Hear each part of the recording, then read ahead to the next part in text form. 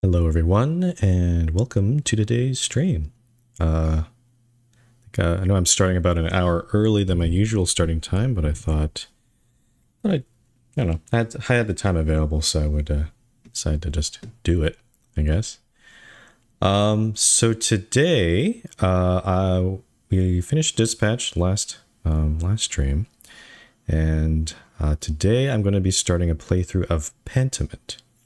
I don't really know much about what it's about. It seems like takes place in like, medieval, sort of maybe Renaissance time, somewhere around that time. The game's also pretty old. Well, old in the sense that it was released about three years ago, but it does have very good reviews. So I'm looking forward to get through it. So. Yeah, let's get off this screen. Hello. And then launch the game. Also, I don't think I've really revealed this, but my PNG tuber has different states. So I'm going to be... Since from what I understand this game, there's some intersection of religion in this game. So I thought maybe I'll just be a little bit... I'll dress appropriately and I'll put my hood up. Okay, so hopefully the music is not too loud. I'll just adjust it a little bit here. Okay, well, there's not much to do here, so I'm just gonna go straight into it. Nope, I have to use save slot. Oh. Easy read fonts. This game uses stylized fonts and running effects that may be difficult for some readers. Ah. Improves legibility by disabling some fonts and writing effects. Honestly, I like the stylized fonts. I feel if it gets really bad, I'll probably change it, but I do like this aesthetic. Honestly, feature. Yep, this is an Xbox game, so that kind of makes sense.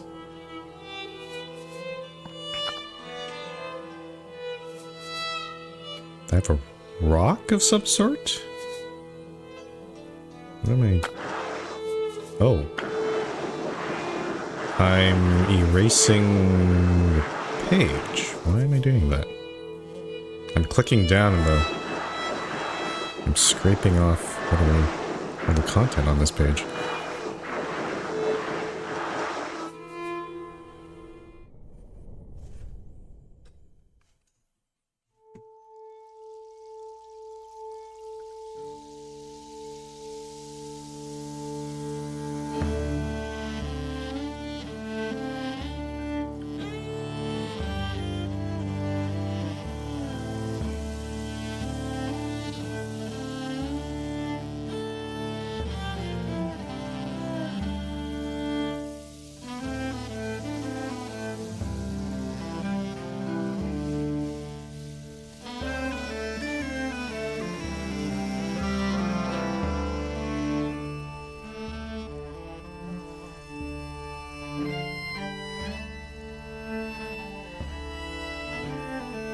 I'm just looking at the art here. It's a lot of numbers. Oh, music. Musical notes. It's a very different notation back then. I like the pictures of the animals. They look kind of cute.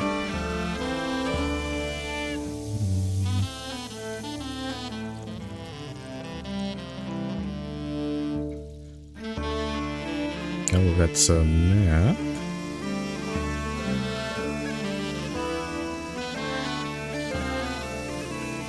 Bavaria. 1518.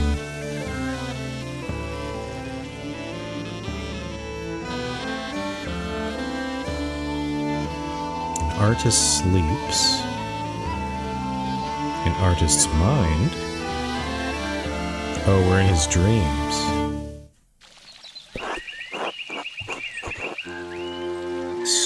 So I guess we were Andreas. Oh, this is way too loud. Way too loud. Can I... Hold on here.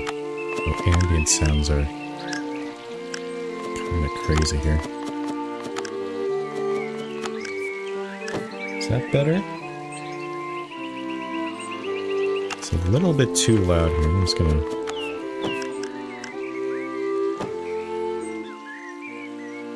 Okay, I think that's good. If it's too loud for anyone viewing, just let me know. It is kind of on the loud side. Maybe a bit more here. Okay, the ambient sounds are a bit too much. Let's get rid of that.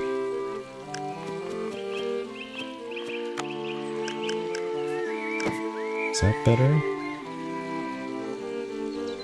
Okay, sorry about that. Alright.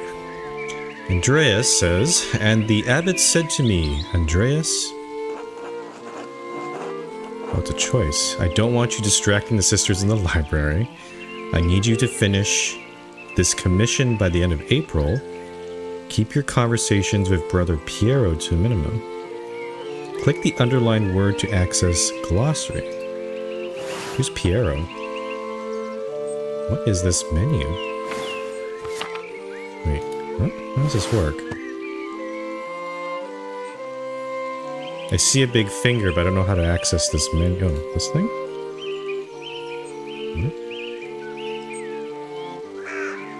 What is this interface? Back. I don't know what that was supposed to be, but okay.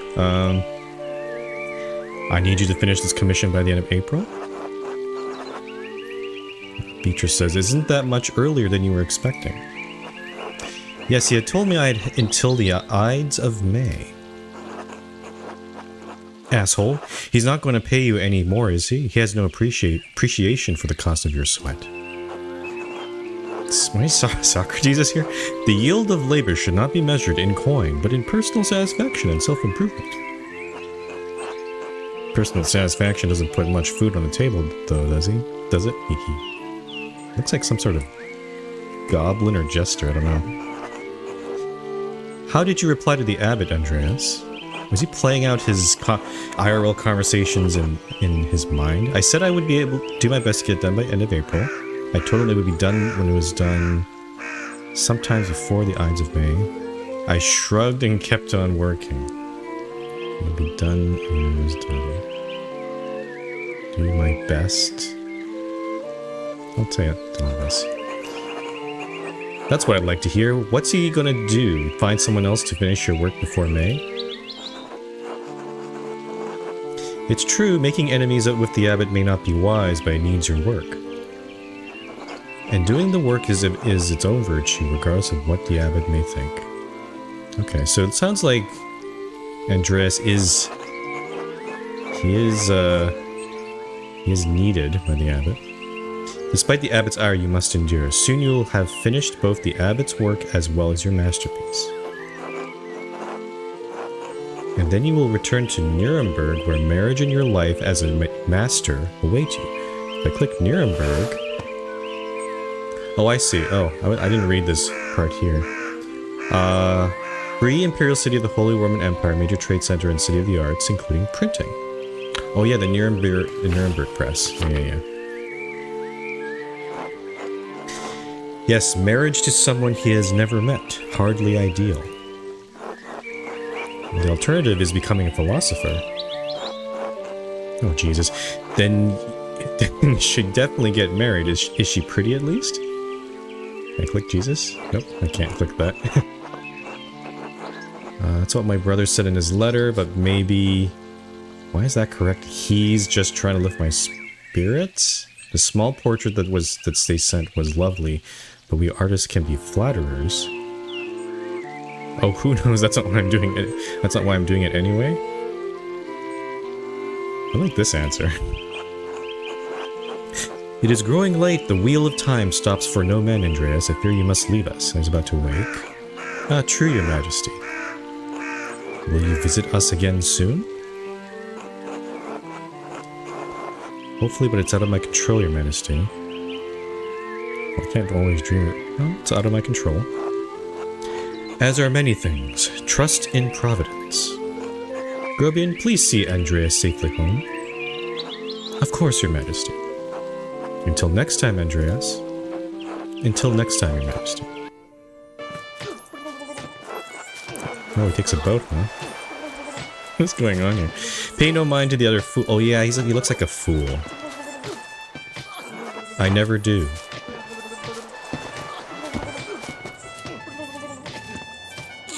Ow. At least I would if they'd stop stepping on my feet.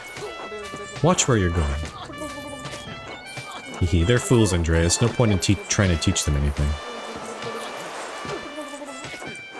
I know old John wants you to endure the abbot's shit, but since I take you home, I get the last word. Don't let him run you ragged, boy. I won't. The abbot can't push me around. He's just trying to keep ordering me. I'm an outsider. He'll be fine. I don't want to cause any trouble. That's no way to think about it. You need to stand up for yourself.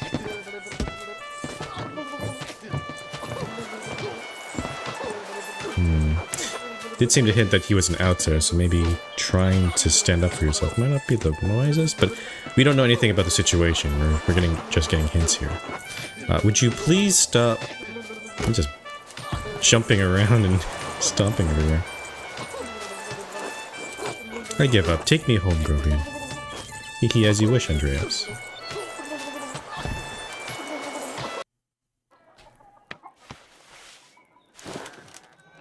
It's a little kid. Good morning, Ursula. Good. How do I read this? Good. Ander? I don't know. Time to get up.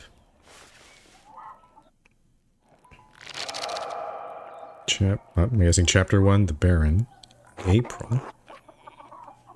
A few more pages. Click the journal tab to access quests. Another day, another few pages for the abbot, and hopefully a few for myself. I need to get across town and head up to the abbey so I can start work at the scriptorium. Maps. Ah. So, abbey that-a-way. We live on Gertner Farm, based on that arrow there. Lots of other things here. Roman ruins, mill, outer farms, yep. There's a salt mine, a shrine, a charcoal burner. Ooh. Okay, what's this tab? Andreas Mahler, 1518. Okay. People? Ah, here we go. Brother Piero Verona, artist of Kirsau Abbey. Known for his kindness and helpful nature, Brother Piero is also respected as a master painter specializing in works of extraordinary color. Ooh, beautiful. And Ursula Gerterin, oh, it's there, I see. Daughter of Peter and Clara, half-sister of Eva and Big York. Okay. Glossary. And, oh yeah, we got this one. Okay, so it does keep everything there. Okay. Click icon to interact.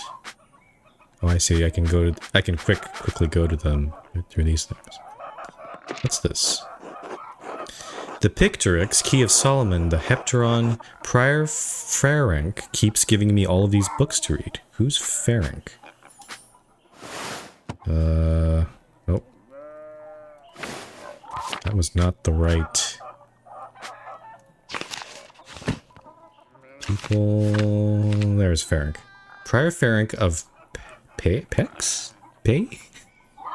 Might be mispronouncing that. Originally from Hungary, Ferenc is the prior of Kirsau Abbey. Ah, I see. So he's with Piero, and is responsible for running the scriptorium. Known for his interest in esoteric books. I see. I should really clean this up. What else do we got? Did it say anything else? Nope. The same stuff. We're not going to bed. Let's head downstairs. Let's talk to Ursula. I have to push this. And,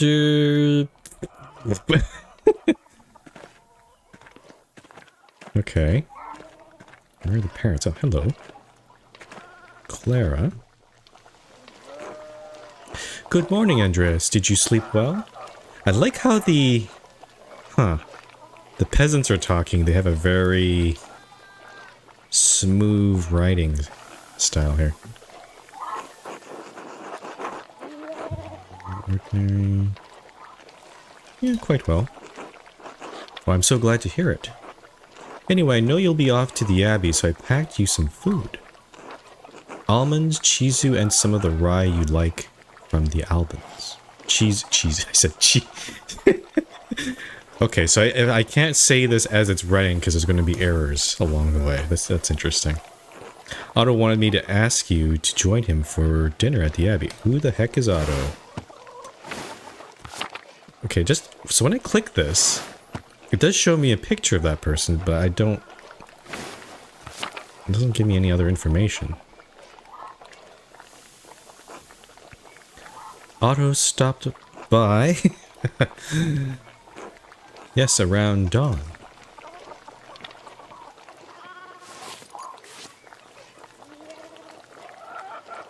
What's she getting to me? Oh, the food.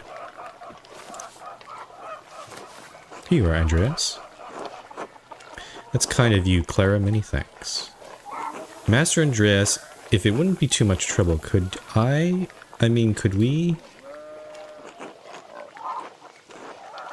It'd be too much trouble if you paid next month's rent today. And if we raise it by 2 groschen. Oh, that's the currency. Groschen, a thick type of silver coin minted throughout the Holy Roman Empire. Groschen are typically worth 12 pfennigs. Pfennigs? But may be minted at different values. I hate to ask, but we're behind on our taxes to the Abbey. 2 months behind. Peter's losing his hair over it. Even more than usual, I mean. Peter, I assume, is... yeah, the husband here. Okay, this sounds like already an important... Oh, what is this? I'm not sure how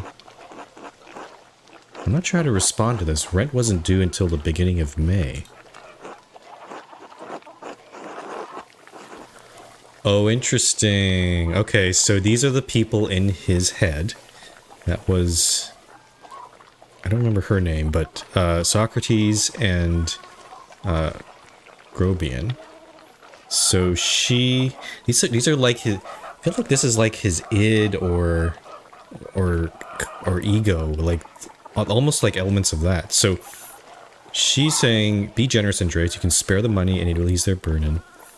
You must take the consequences of inaction into account. So Socrates is like our logic center, I guess. And Grobian is very... yeah, fuck it. What is this shit? Don't they pay taxes every year? Why is this falling on you to fix? Well, I like playing as a compassionate person, so I'm going to be generous. On the other hand, she might think she can keep asking me for advances on rent. I could just say it's a one-time thing. What's the other question? I think I managed that.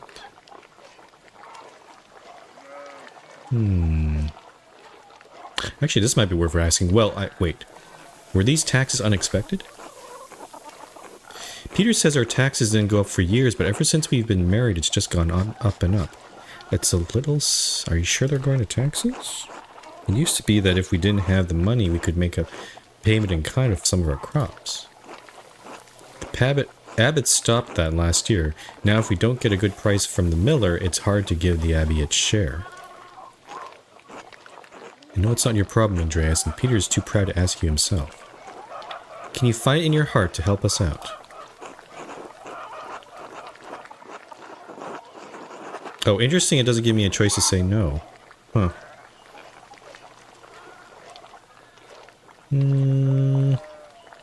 I'll just go ahead with it. Oh, God bless you, Andreas, and may Saint Luke watch over you today. Also, it's very interesting. I've seen God and Jesus, both religious figures, but they only get put in red ink for some reason. And they're only put in after the the phrase is said. Who the hell is St. Luke? Christian evangelist, patron saint of the arts and physicians, often represented by a winged bull. Good to know. I actually don't know very much about the Christianity, so I guess I'll be learning along the way here. Speaking of St. Luke, how is your masterpiece coming along? It's been 2 months, hasn't it? Slowly, I'm afraid. Most of my days are spent doing work for the Abbey. It's only during the divine office that Prior Ferenc allows me to work on my masterpiece. A reasonable restriction, but slow going. The city council doesn't require it to become a master? Yeah. I'm making it mostly to show clients and for my own sake. And yes, when I do finish, I will go back to Nuremberg, where I will marry and open a workshop of my own. From Nuremberg to a university and now traveling the world as an artist. What a life you have ahead of you, Master Andreas. Yes, I suppose it does feel like I'm starting a new chapter in my life after a few missteps, some wandering, a little too much fun. Some wandering. It must be rather frightening starting all over again.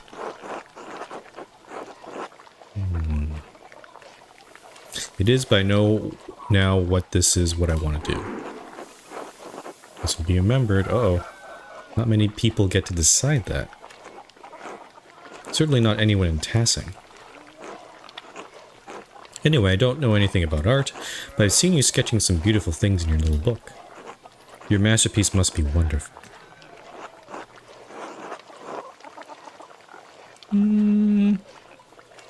It's hard to say until it's done. That's no way to think about it. I'm sure it will be a treasure when it's finished. Now I have to get back to my own work. Have a good day at the Abbey, Andreas, and we'll see you after Vespers for supper. Vespers, monastic hour at dusk. One of the major prayer hours, it is followed by supper. Oh, okay, so before supper, prayers.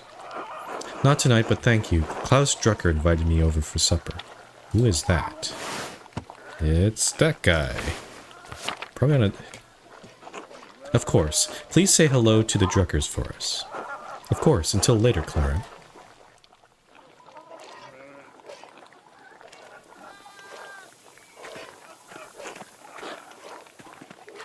Okay, she sees chopping. Oh, it's like some vegetables.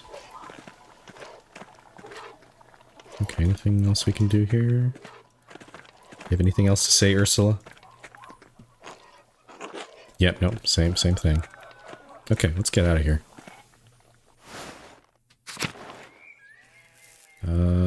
Big Jorg.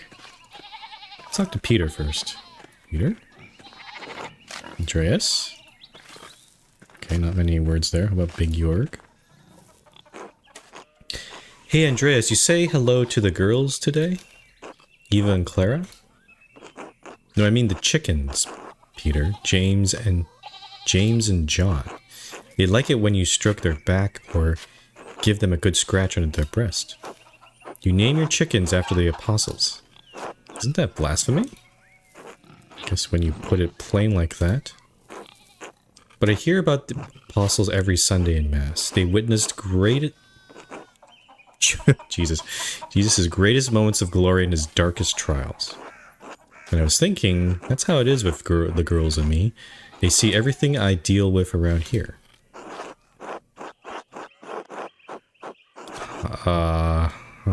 As someone who's non-religious, IRL, it's a little hard for me to make the right decisions here. I'm not sure what the context is. Murder advice. Don't mention that to anyone else, especially the father. It's fine, I get it. I'll just call them the girls from now on. I don't recall your family eating eggs. What do you do with all of them? Well, we sell them to the Bowers. Clara says we need the extra money for taxes. Anyway, I should get back to it. Until later, Andreas.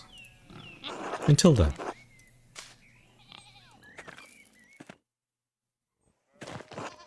Oh, what? No, what? Oh, we just had a conversation. This is weird. I just clicked him, had a conversation, and then it's like we are having another one? This seems like a bug here. Just taking a rest for a bit. Dad's still in the field. He hit a big rock with the plow, and it took me, Lord knows how long to pull it out. You off to the Abbey? Every day by Sunday. Yep. Right. Thank God for Sundays. Smells like a storm's coming, no? Huh. Just smells like fresh alpine air to me. You've been traveling too much. Where was it you spent your wandering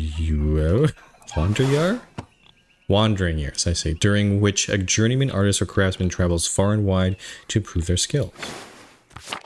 Before you came to Tassing. Oh, he's part of a tutorial, I see. Okay, so we need to choose our background. Andreas knows some Italian and French and can reference cultural touchstones from Basel and nearby Bern, Zurich, and Freiburg.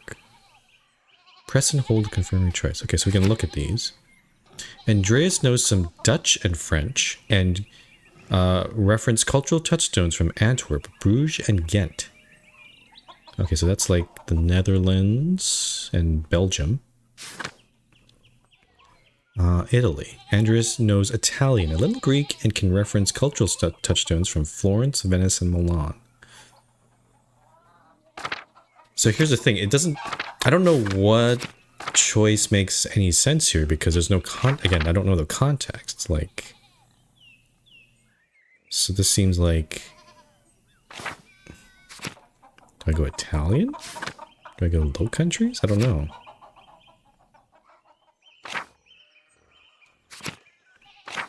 I don't know. For some reason, Low Countries... I've also visited Amsterdam a long time ago, so this one seems like a choice, so I'll go for that. Antwerp, Bruges, and Ghent. All the great art cities of Flanders. Where's that? North and west, down by the sea. There's your problem. The sea air has confused your sense of smell. Spend enough time in these mountains and you'll be able to smell a storm coming. How long will that take? 10, 15 years. I don't think I have that long, Big Jorg. What'd you spend all that time in Flanders doing anyway? Other than art, I mean. Ah, okay, so this one makes a bit more sense. I was a hedonist. Andreas seeks out pleasure wherever he goes. He's extremely social and quite experienced in all the enjoyable vices of the world. Drinking and sex, okay. Craftsman enjoys lives to work and dedicates all his time to his art. Okay, workaholic. Spends all of his non-working time, free time, finding and reading as many books as he possibly can. Rapscallion has a penchant for getting involved in petty schemes, pranks, minor crimes, and fistfights. Businessman. Devotes much of his time to self-promotion, optimizing business expenses, making investments, balancing his books, being a very boring person. Okay. Hedonist sounds fun. Rapscallion sounds fun. Bookworm. I feel like that might be a better one, honestly. I don't want to be a workaholic. Let's be a bookworm. Reading mostly, and talking about books. I couldn't get enough of it. Flanders has some of the most incredible manuscript illustrators in Christendom, and the books they produce are treasures, every one.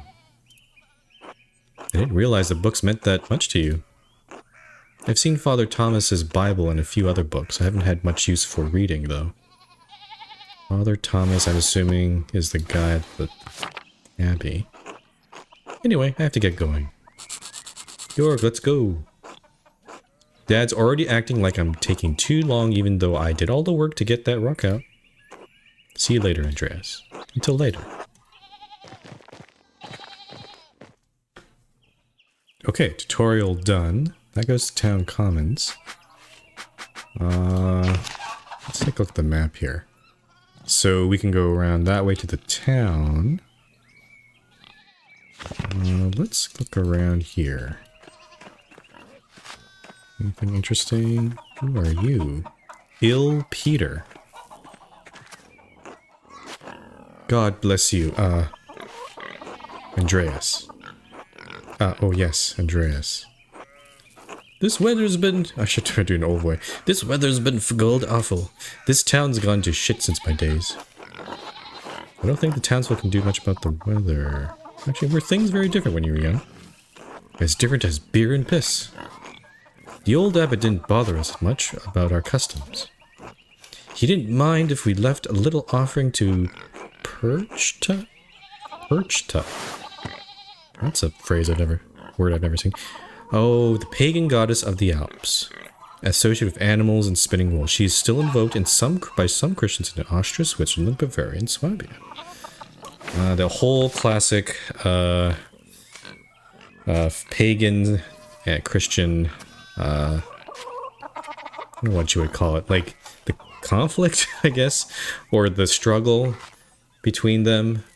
In some cases, you know, they combine both ideas in some places, but it's usually they're in opposition to each other. Matthias knew that Christ was in our hearts even if the white lady's name was on our lips. The church banned all observances of pagan gods. What sort of old customs? I think the spirits have been fouling the weather since no one...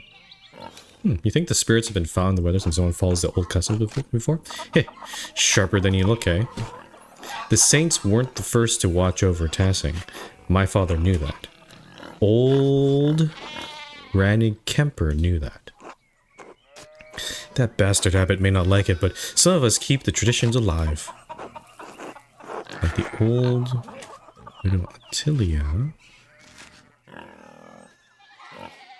Do I want to learn about these traditions? I'll learn about it. When you get up in the night to take a piss, go around the right side of the house and never go back the same way. Never go back the same way. That way the witches don't steal your soul. Oh, how interesting. It's all superstition. Cough cough. I should go. Alright. Gob, gob. Bless you. Okay,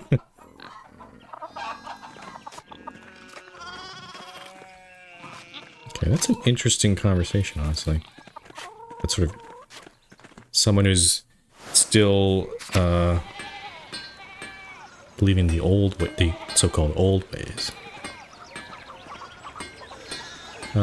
Who's Andres? Oh, Andreas, good timing. Do you have a moment to lend me a hand? Kinda want to help, but I'm already late to the Abbey. I swear it won't be long. Alright then. Wonderful, I've got too many irons in the fire. Or rather, horseshoes. I miscounted how many I put in. Now I need a hand, else they'll overheat and I won't be able to work the metal. Oh, it's a minigame. Here, take the shoe in the tongs. Put the hot part of the shoe on the anvil and I'll hit it with the hammer. The hot part. Oh, like this. He's trying to bend it into a U. Bang. Bang. Okay. Good, good. Next one. Oh, I'm clicking outside my screen here.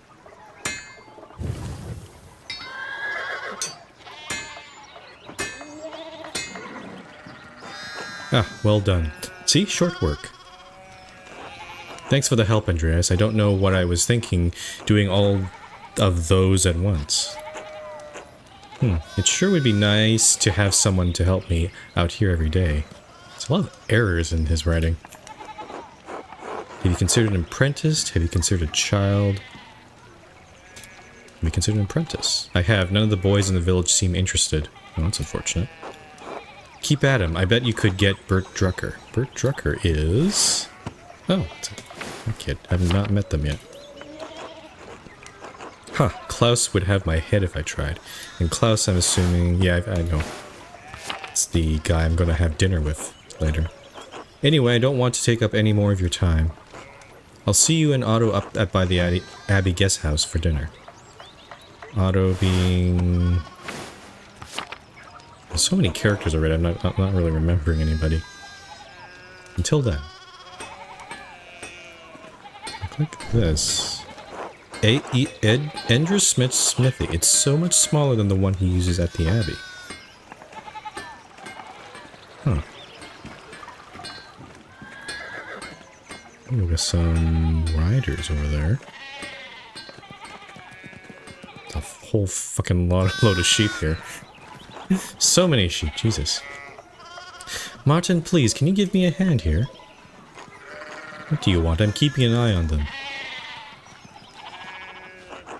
That looks a lot like standing there and doing nothing.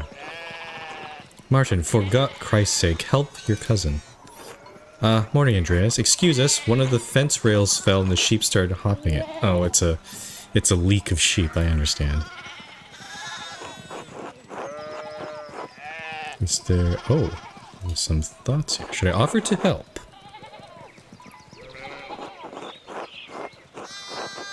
Should I yell at him? Perhaps helping others also helps us. And again, I don't know anything about sheep, so I'd probably just get in the way. I don't know anything about sheep. I'm just gonna try to get the other way. Thanks. It'll probably take an hour or two to track them all down at this rate. Blood sacrament. Damn it, Veronica, did I say about blasphemy? What did I say about blasphemy? Sorry, Mom. Oh, look, there's something going on up at Steinauer's place. Ah.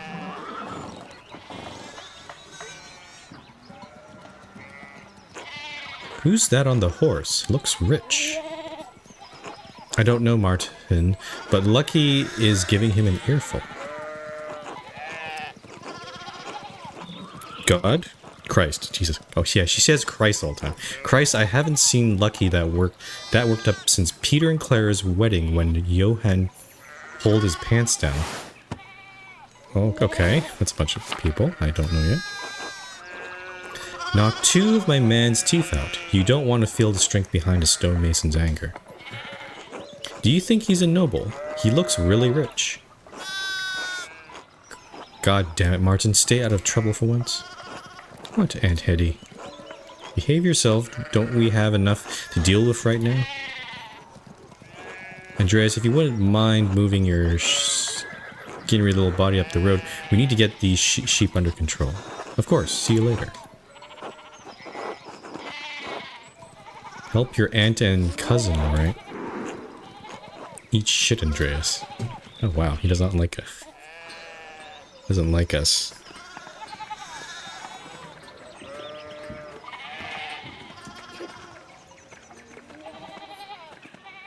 Okay.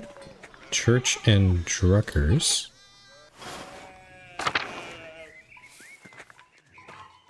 The Drucker house. There's Klaus.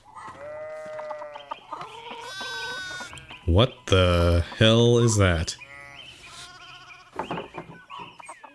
Oh, okay, so he seems...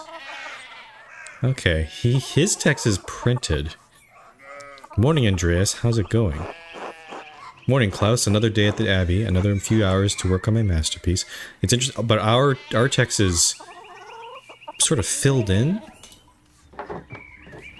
Oh yeah, okay, interesting, it just appears. Good to hear. You still coming by for supper tonight? Marie and Bert would love to see you. Bert? I don't know. Oh yeah, Bert. Yeah, Bert and... Okay, Marie, I see. You really need to see these new woodcuts I have for an Italian edition of Thiel and Eulenspiegel. So, he seems to be a printer of some sort. Or... The titular character of a popular 15th century book, Till, is a prankster continually exposing the vices and hypocrisy of others. He's also quite skilled in tricking out people into smelling, touching, or eating his excrement. Okay. I didn't realize Father Thomas let you print books in Italian. Come on, Andreas, he's not that strict. I know he's just trying to protect people from... heresy, witch mania, adventure stories of questionable moral repute. You're sloppy types. That feels like an insult. Adventure stories of questionable moral repute. That's a fun one. He doesn't mind those so much, actually. No? Oh, really? As long as they don't get too carnal. Ah, I see. So no spicy fanfiction, I see. Ooh. So, supper tonight? After Vespers? Yes, of course. Great. I'll tell Marie and Bert you're coming. See you then. See you later. It's good to know that, you know, spicy fanfiction was a thing in this century. And nothing has changed since then. Ah, he has very interesting writing. God bless Master Mahler. I hope your week is going well. Thank you, Father. It's going quite well. I'm just up on my way up the hill to get to work. Good, good. Andreas, I don't recall seeing you at Sunday morning Mass. You understand how important it is for your salvation that you receive Holy Communion, don't you?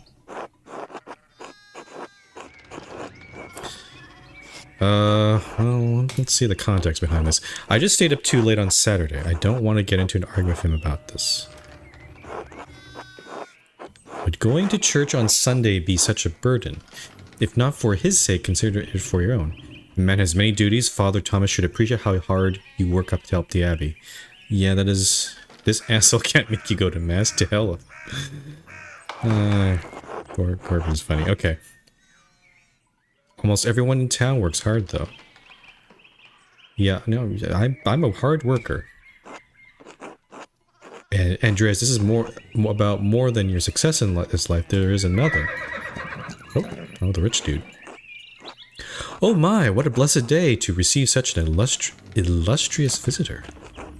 Master Mahler, this is Lorenz, Baron of Rothvogel, a great lord from the countryside near Worms?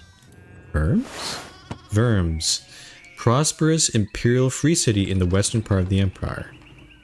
Never heard of that city. I wonder where it is. What's the modern name for it? Located on the Rhine River, Worms has been the site of many imperial diets. Okay. Good to see you, Father Thomas. It is nice to be remembered fondly. I only wish all of your neighbors were as welcoming. Well, yes. What brings you back to our little town? My wife and I were returning from a trip to Venice. We spent a few days in Innsbruck, and it was terribly dull. I mean, it has a certain charm common to these alpine cities, but the place was crawling with nobles for the imperial diet. Let me just double check what this is. An imperial diet is an assembly of the three colleges of the imperial estates of the Holy Roman Empire. The prince-electors, the princes and dukes, and representatives of the imperial cities. They meet to deliberate on matters of importance to the empire. Okay, interesting.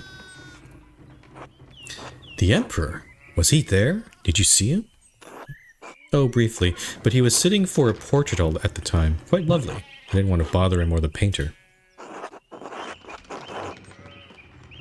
Who was the artist?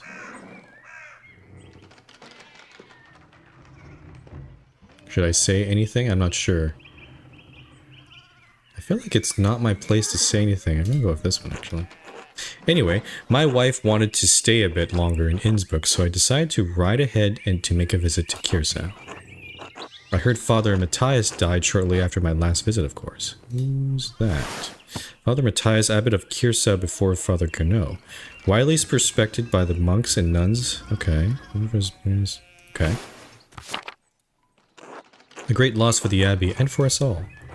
Indeed, by good fortune, I recently came across a copy of his Historia Tassiae.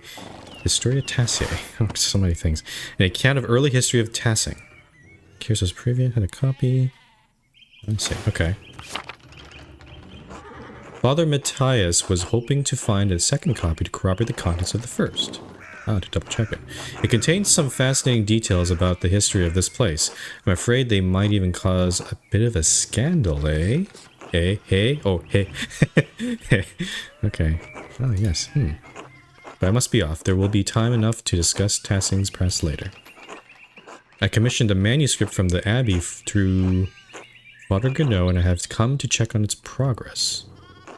Oh, my lord, if you have come to see your manuscript, you should speak with young Master Mahler here, because I'm working on it.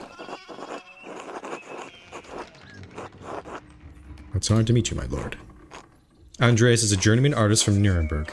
Over the next few months, he's also helping in the Abbey Scriptorium. A Nuremberg artist working in Abbey Scriptorium in 1518. Oh, we should talk, Andreas. I must know the story.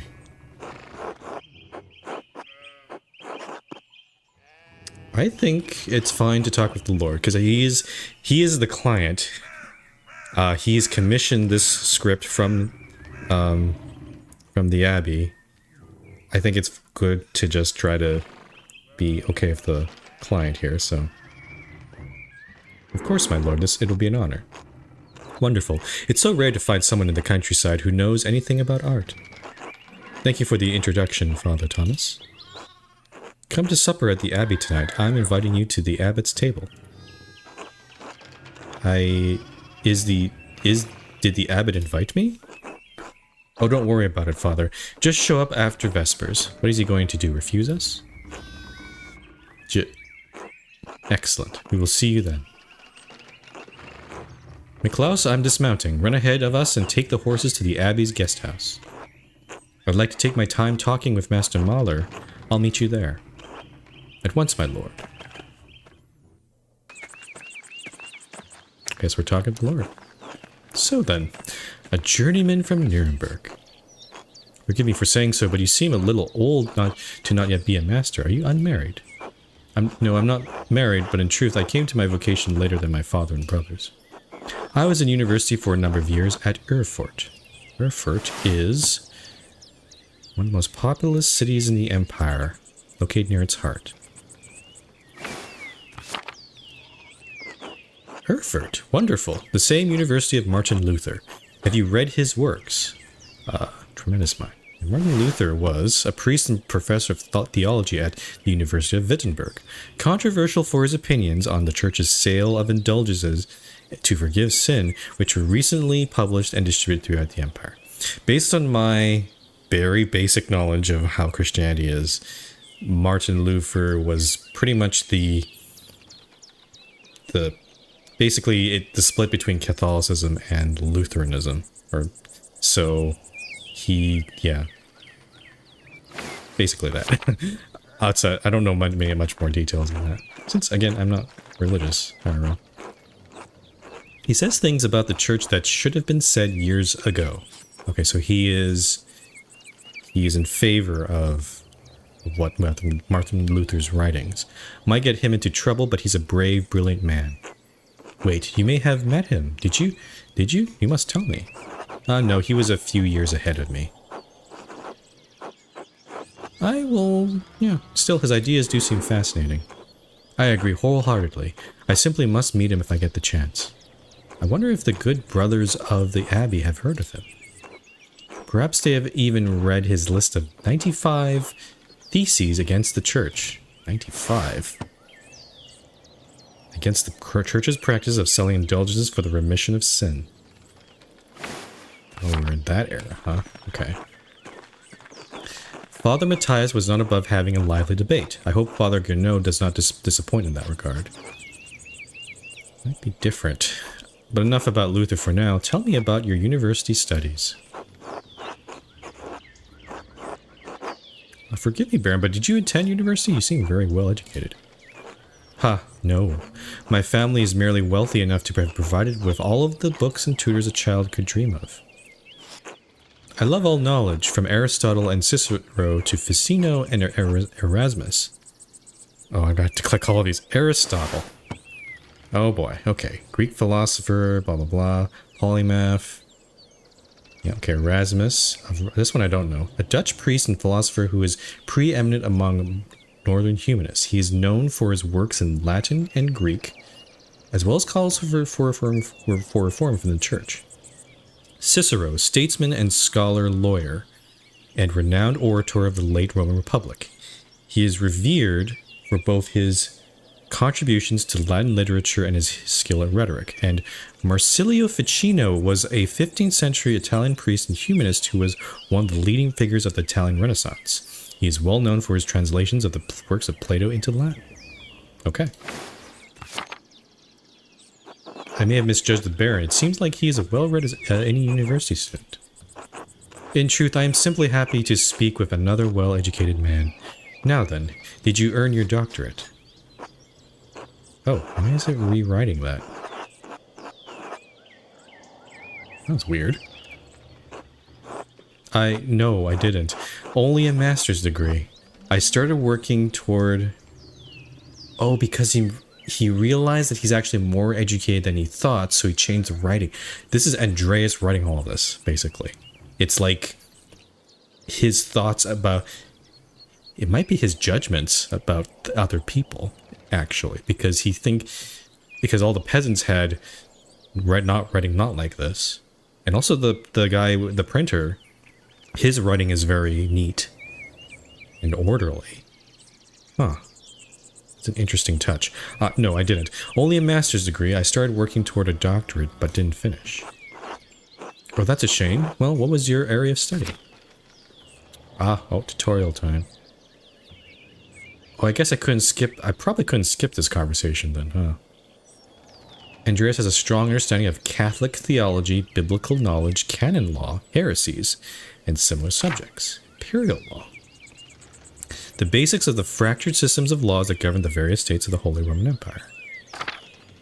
Medicine. Andreas is familiar with the basics of human biology, medicine, and illness. Okay, that's kind of tempting. If I'm going for like a... Since I'm playing myself, if I'm going the cleric way, that sounds like a good one to do. I think we'll go with this one. Might not be so exciting, but... All things medical, studying the latest and greatest texts coming out of Italy. Yes, the Italians continue to innovate in that area. Extraordinary, really. Fascinating work. Who knows what secrets we may learn about the human body in the decades to come.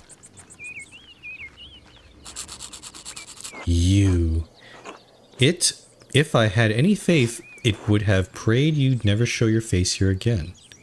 Oh. Curse you, Lorenz Rothvogel. Perkta's dogs tearing you to pieces would be too kind to fate. Ah. Perkta again. Yep, the pagan goddess. What did he do? These rustic communities display a shocking lack of hospitality, don't you think? What was that about? Who knows? By the time I finish guessing, the old crone will probably be dead. He doesn't seem aware. Or maybe he's lying about it. Well, what of your early time in university? Every student must study the trivium and quadrivium. What the heck is that? Oh, third and fourth year? Or, oh, no. Represent the lower and upper divisions of a classical liberal arts university education. Latin, grammar, logic, and rhetoric form the trivium. Arithmetic, geometry, music, and astronomy form the quadrivium. That's a term I've never even heard of before. Did you have a favorite subject? Oh, more stuff.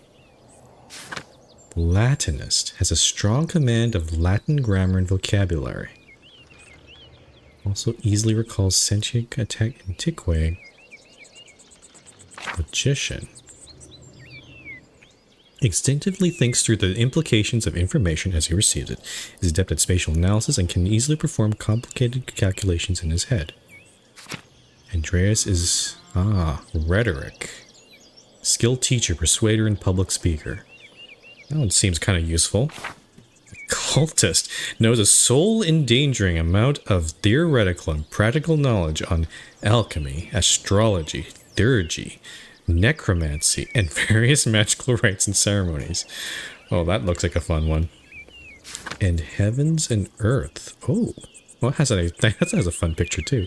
Andreas knows a great deal about constellations, heavenly bodies, and their movement. He is also familiar with various plants and animals from study and personal experience.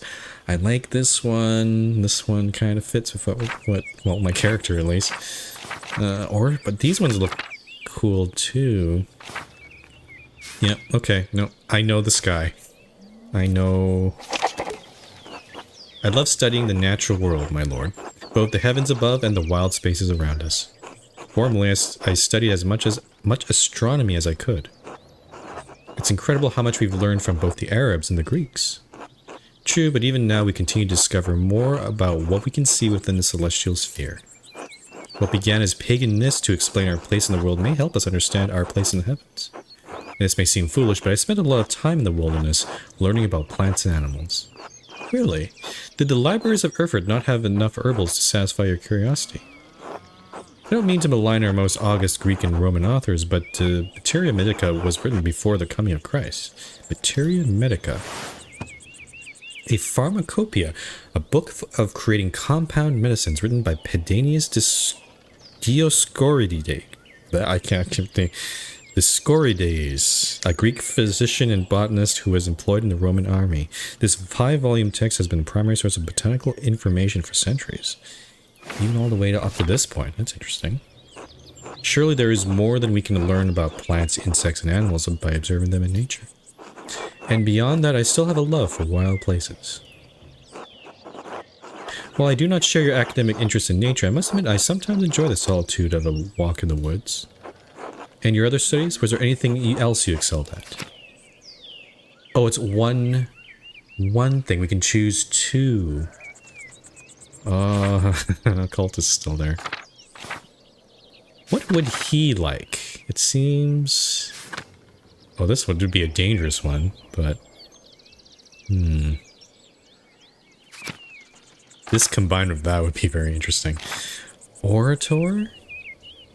Magician? Magician is not one... Just so you know, like...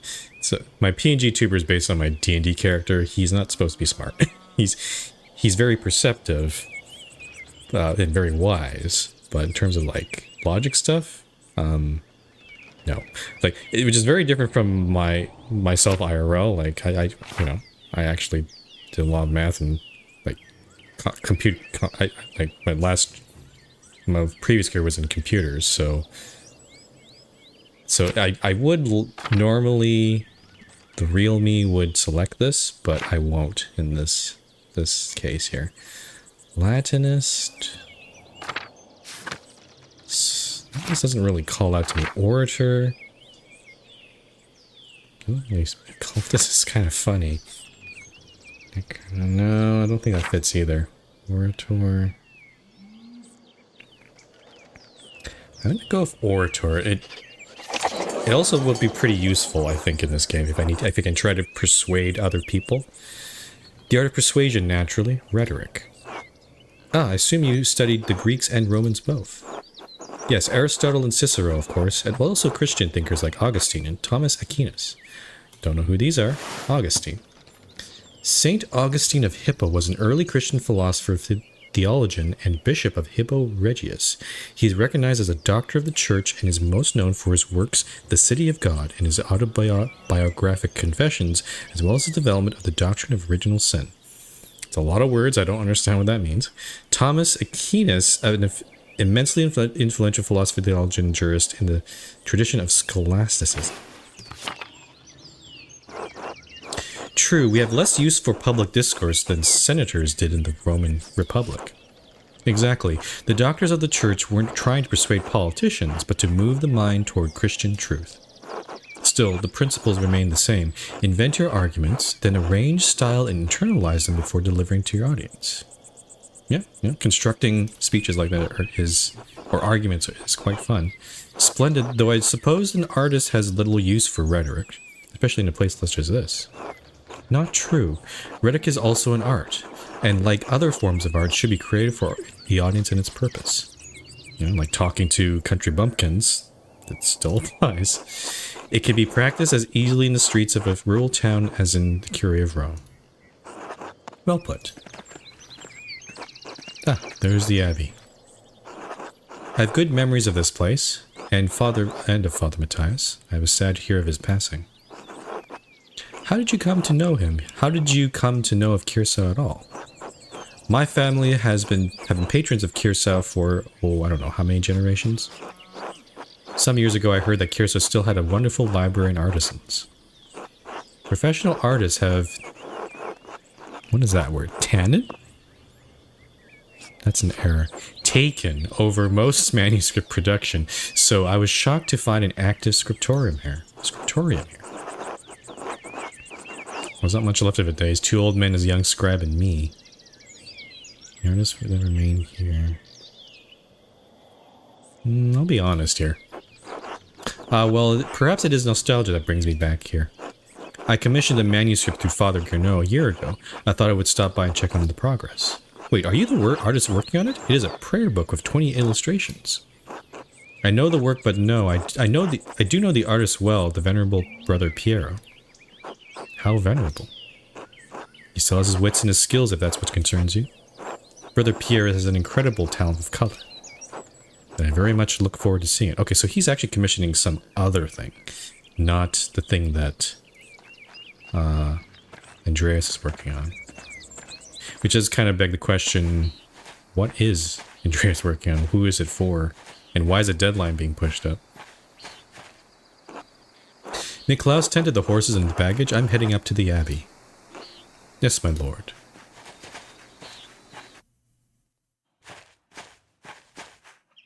Well, let's not keep the abbot waiting any longer.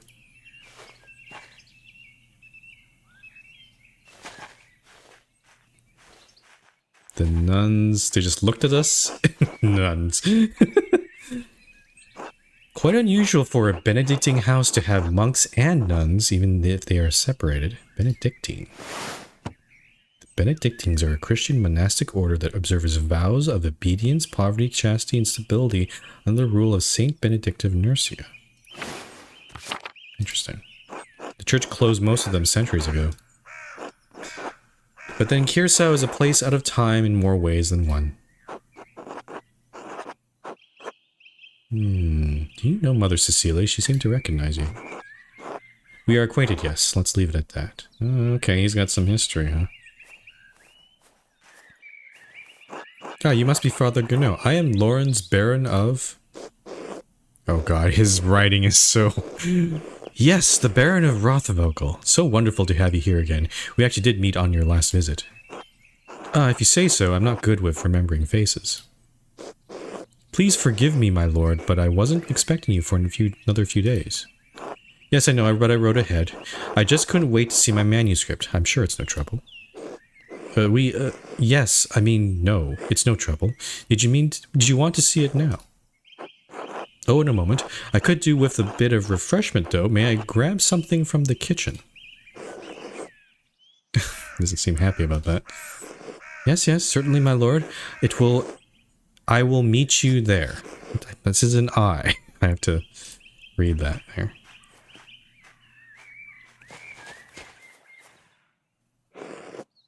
Andreas, I don't know what you were doing with the Baron, but I need you in the scriptorium now.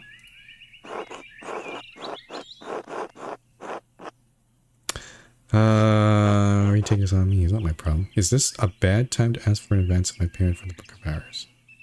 Of course, Father. Meet your ticket to work. Then, get to work. Should have asked him about an advance for the Gertner's taxes. Maybe I could convince Brother Matthew to pay me early.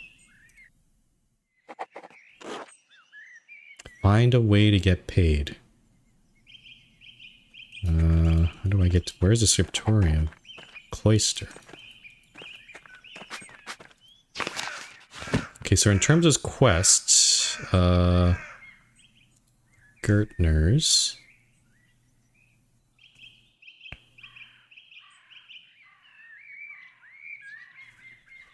I think I might have made a mistake there, but I can still ask Brother Matthew, I guess. And then a few more pages. Okay, so where is the scriptorium? Shrine? Church? Is it in the church? This doesn't seem like the right... Oh, aquarium?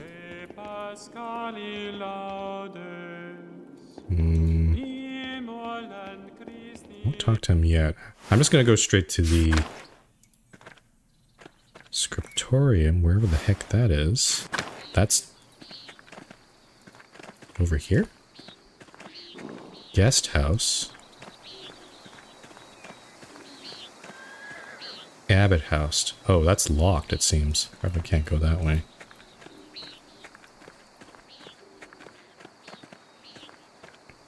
Is it to the left, maybe?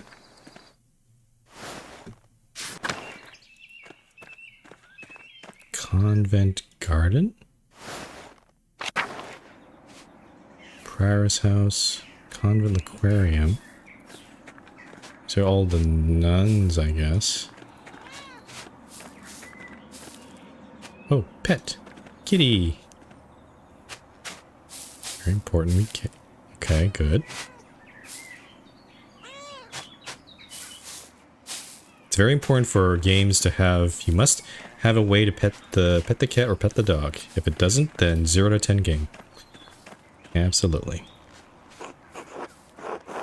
That's the rest of the convent. Where am I supposed to go? Definitely not the shrine, right? What about the cloister? Ah, here we go. Infirmary, chapter house, aquarium again, large garden, courtyard and lavatorium, refectory. There's so many things. Oh, Sebhat. I know you seem from far away. God give you health, Master Mahler. Brother Sebhat, I'm surprised to see you still here. As am I, but I'll be leaving soon, returning to Rome. I and my bishop regret that we could not reciprocate Father Rodolph's generosity earlier. He showed much kindness to our priest at the Council of Constance many, many years ago. Oh, I forgot to click that. Will you remain in Rome? That is up to my bishop, but I will miss these mountains in any case. You should travel to Ethiopia, Master Mahler, and see the highlands. Yeah, that's... I recognize that. God has blessed my home with a wondrous beauty. I would love to someday. I still need to return to Nuremberg and open up my shop. Yeah, someday. Until then, if you're ever in Rome, I may still be around. I would like that. By the way, if you have some time in the next few days, it would be nice to share a meal with you and some of the townsfolk. Townsfolk? I'm accustomed to strange looks, especially in rural places like these, but I've had kind words with the baker and his wife. Oh yes, the Albans, Ulrich and Gret. I offered to tell a story to the children and their mothers over a meal someday. Gret seemed excited about the idea, but I would be more comfortable if you were there as well. Do you not eat here of the brothers? Yes, but I am a guest, and I'm not bound by the rule as they are. Assuming the rule is they can only eat in the... Yeah, Book of Instructions for monks living together under the guidance of an abbot. Written in the century, the rule provides principles of living a monastic life. Let's see. Father Gernot kindly allows me to come and go as I need to. I'll make time for you in the next few days. Thank you, Andreas. I look forward to it. God give you help. Okay, that's the church. Dormitory. Kitchen. Where's the scriptorium? I feel like I'm completely lost here. Where the heck is scriptorium? Crypt? Tower? Low? Dormitory? Old Bailey? Sacristy? What? Where is it? Am I missing something? Oh, here we go. Ah. That makes more sense. There's a lot going on in this abbey. So, guest house, abbot house. Interesting, it has a door out to the large garden. Shrine, common garden. Okay. So we're in the church. We had to go through the cemetery or the Old Bailey. I understand. Okay. Well, while we're here, let's talk to some of these folks here. Oh, sorry to interrupt you. Rudiger? God bless you, Andreas. Has your voice yet recovered from Easter Mass, Rudiger? Oh yes, it was a bit of a strain, but a worthy sacrifice. Well, if the Lord could give us his all on Easter. Exactly. Have a good day in the scriptorium. Have a good day singing. There we go. There's someone else over here. Hello, Matthew. God bless you, Andreas. How is the sacristy today, Matthew? The same as yesterday. Does my vocation seem silly to you, Master Mahler? No, just being friendly. Then go in peace, friend, knowing that the Abbey's treasures are secure for another day. Ah, he's guarding the... This is the vault of the Abbey. God be with you.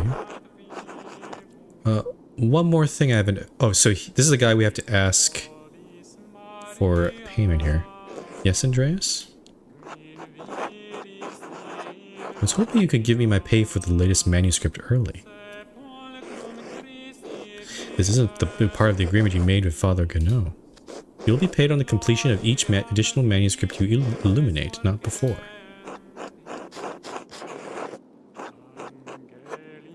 Can't you make an exception just this once? Not without good reason. This abbey runs through mutual agreements, not haphazard payments. Breaking such contracts would cause undue trouble not only for Kirsa, but for Tassing as well. Is that why Father Abbot has increased the taxes on the Gertners? What is this about, Andreas? I'd like to help the Gertners pay their taxes to the Abbey. The Gertners have asked for their rent early so they can pay their taxes to the Abbey.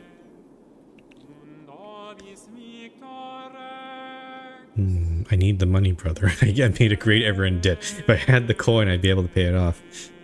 I'd like to help the Gertners pay their taxes to the Abbey for their rent early so they can pay their taxes to the Abbey. I'm not sure which one the Gertners have asked me for their rent early. I would not have expected Prior Gertner of all people to beg a lodger for help.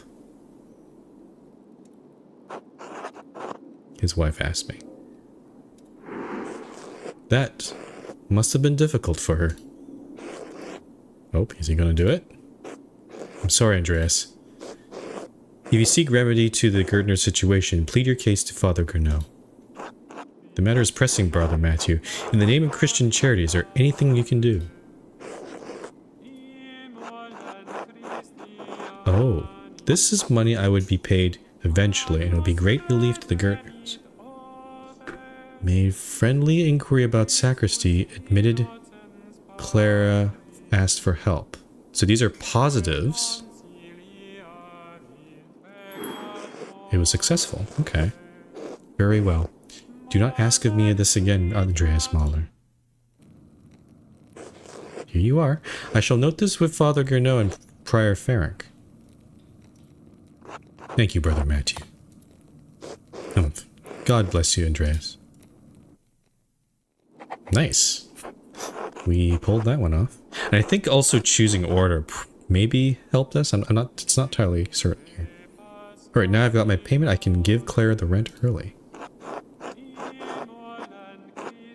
I will give it to her directly to make sure she receives it. Yeah, that's a good idea.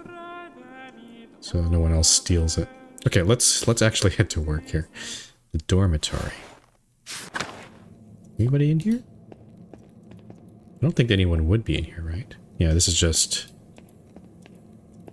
where everyone sleeps. Must be kind of annoying since if someone snores, it's going to bother everyone else. That goes back to church. There's a scriptorium. And yeah, let's get in here.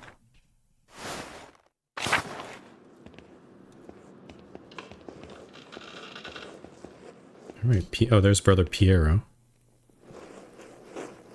Andreas, God bless you. So good to see you. Good morning, Brother Piero. Good to see you as well. I don't like this weather. My bones ached. It means a storm is coming. Big Jörg Gertner says that if you live here 10 or 15 years, you can smell storms coming. Brother Adok has been here long enough that we can always smell him coming. Don't forget, Brother Guy. Guy? I'm gonna say Guy. God. The fate of the youths who jeered the aged prophet Elisha outside of Bethel. There's no underline, so I don't know what that is. Are you comparing yourself to a prophet, Brother Adok?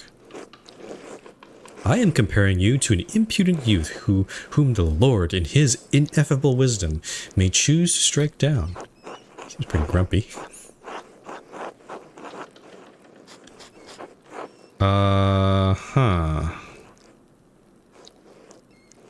I'm just gonna let them banter. I'm just gonna not get involved in that. Everyone seems quite lovely. I suppose that means Brother Ferenc is not overseeing us today. He was here, but he heard Aaron's Rothvogel had arrived, and he hurried out like a little mouse. Sounds like we don't like the prior, huh? Ferenc is so desperate to impress the abbot and nobles like Rothvogel. It's pathetic. Yeah. You feign kindness to Father Abbot and a prayer only to speak about them like this behind their backs. It's shameful. Oh no, Baron Rothvogel. His manuscript. I just realized he will want to see this manuscript. How silly of me. Of course that's why he's visiting. Perhaps if you were younger and faster, you wouldn't need to worry so much about the patron's visit. Someday you will stand where Pierre is, and the young monk will stand where you are now. That's not bad.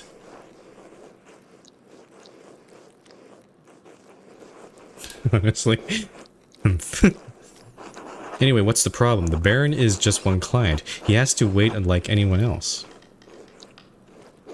Andreas, Baron Rothvogel is not like anyone else. He has powerful friends, including the Prince Bishop of Freezing. Who the hell is that?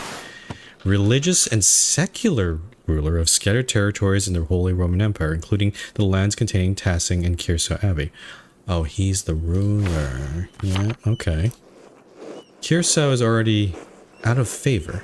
Father Abbot does not want to have to deal with more attention. Why are we out of favor? What does that mean? Well, if Prior Ferenc isn't here, I'm going to work on my masterpiece until he arrives.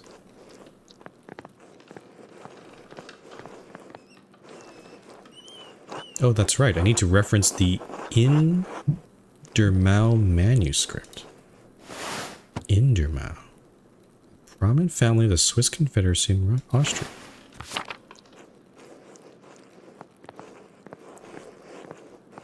Oh, I guess we're going... Oh. Dinner. What do you want, Andreas? A book. The Indermau manuscript, the Book of Hours. A type of illuminated manuscript that contains an abbreviated form of the prayers for the divine office in addition to other religious texts. Most are relatively plain, but wealthy patrons often commission lavish examples with elaborate illustrations. Huh. Your hair looks messy today. Did you get enough sleep? What do you mean? I mean, did you sleep alone or doing some gossip here, huh? Why do you want to know? It would be nice to have something to think about during divine reading. Divine reading. Lectio Divina is the thoughtful reading of and meditation on scripture. The practice leads to prayer and contemplation. It is a daily part of life in Benedictine communities. So it's meditation, but you're meditating about something else, huh, Zadana? Okay, I understand. Have you considered the Lord? You really are a cloud on a sump day, Andreas. Or sunny day. Can I just get the book? Ugh, that's all the way upstairs. Can't you get by without it? I'm sorry, but I really can't. I needed to reverence my work.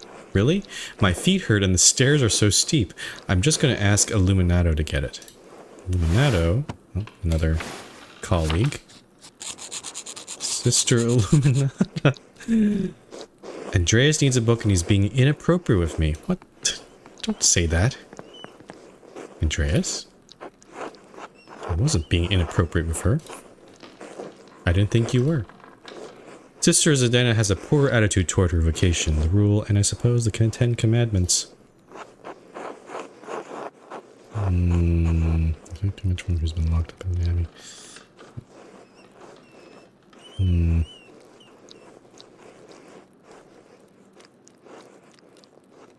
expect too much from a young woman who's been locked up in an abbey.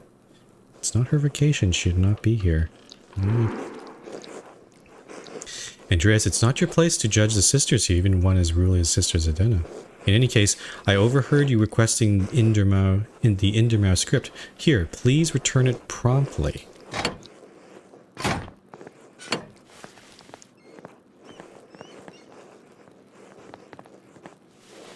Pierre is coming over. Yeah, Pierre's coming over here. Andreas, may I see how your masterpiece is coming? Of course, your opinion is always welcome. Oh, pretty. Yes, the composition is lovely. There is a joyful spirit in your arrangement of the figures. The contrast of colors is also quite nice. Rich and beautiful on their own, but not overpowering the scene. Doesn't feel right. I don't know why. Maybe there's something missing here. It's an excellent interpretation of someone else's work.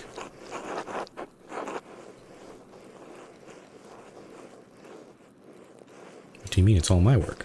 My son, you're copying the illustration from the Indermau manuscript almost exactly. So, what's wrong with that? Haven't I improved on it? Aesthetically, yes, it's wonderful, but I feel you have not given much thought to what it represents. It's November. In November, we show peasants leading the pigs into the forest to forage on acorns before the slaughter. Andreas, the peasants here are no longer allowed to forage acorns in the forest. Many great lords and abbots across the empire have forbidden it, even Father Gernot. What difference does it make? This is the way November is painted. But it's not the way November is. Art is illusion, storytelling, but in their most sublime form, these images illuminate a path to truth. It's most important to me that my clients are happy. They won't pay me for truth. It's kind of true, unfortunately. Yes, but with God's grace, this book of ours will outlive us all. What will it say to those who see it in a future generation, centuries beyond our comprehension? Some will gaze deep into your lines and paint to seek a deeper meaning. What will they find? They'll find that it's just a commission for a client. But you need not listen to my opinions. They are just thoughts of one old monk. There is no place for the monastic scriptoria anymore. In truth, this room is a place at a time. Why is that? Why has Kierso kept this up for so long? Some people, some places, have a difficult time letting go of the past. I am not among them. The creation of books, of art, is no longer the province of monasteries, so be it, because the printing press is coming. More people will be able to write, more will be able to read, and in so doing be brought to the truth. Guess there's that too. Don't you think there's a danger in anyone being able to write, anyone being able to read anything? I think there will always be a place for artists like you and Brother Adok. Well, these are both good answers. Don't you think there's a danger? There is danger, of course, but printers are already here. We cannot roll back the wheel of time. It is left to you and the generations who follow to be good and responsible stewards for those yet to come. The rest is in God's hands. Okay. Oh, what the? Oh, it's a... I see. Okay. Oh, that was a bit abrupt. That showed time moving forward. Is it lunchtime? Are there... going on? Where has the time? It is already... What is this word? Terce? Monastic hour corresponding to 9 a.m.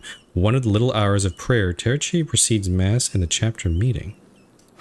It's 9 a.m., huh?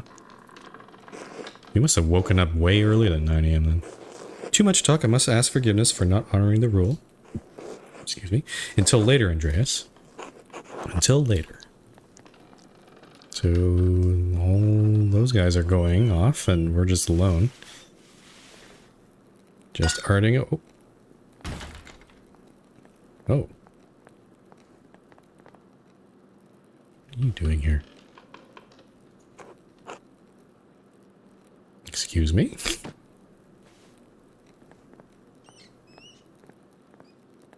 Hello? Who was that? What's going on in here?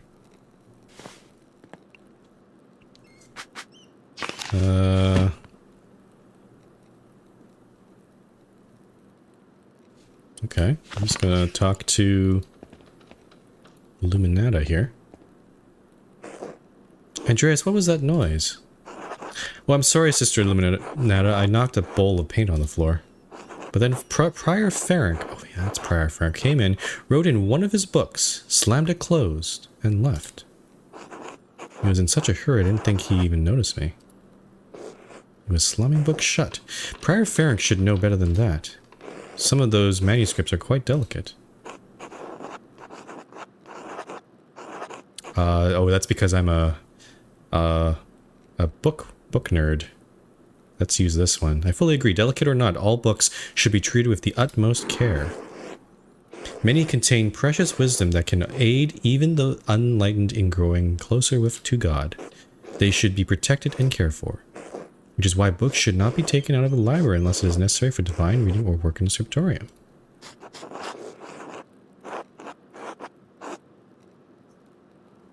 Are you still mad at me for boring the Chronicle Clara? What is this?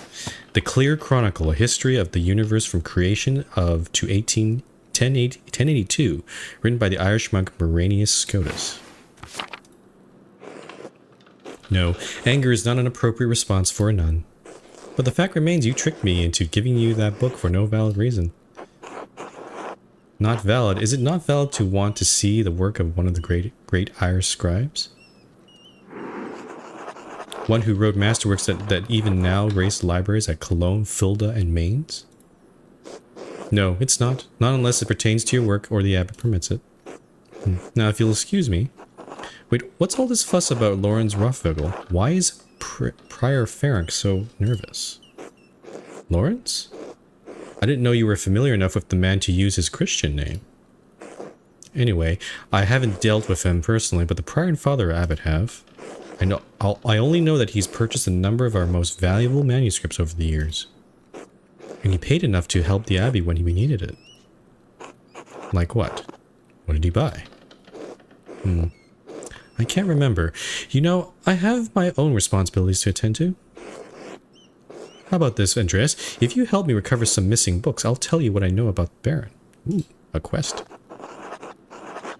I'll help you in any way I can. Thank you. It's for the good of the Abbey. Where should I begin? Out there, where you and your cohort have carelessly strewn books around the scriptorium, I will tell you what books I'm looking for. Find them and return them to me. The first books are the 2 volumes of the Aeneid, or Aeneid. Ah yeah, the Trojan who struggles, who resigns with personal desires with his destiny to found Rome. Written by the Roman poet Virgil. Reddish covers, 14 inches by 10 inches, 3 inches thick. Red cover. Innsbruck inches or Nuremberg inches? Oh, I know the ones. They're among Piero's favorites, so he keeps them by his desk. They're not his to keep. This one, there it is. There's a fair amount of wear on these, I hope you don't mind. Those volumes were old even when Piero started to make copies. How long ago was that? 3 years. The Aeneid is not one of my favorite stories, but I understand why it appeals to Piero.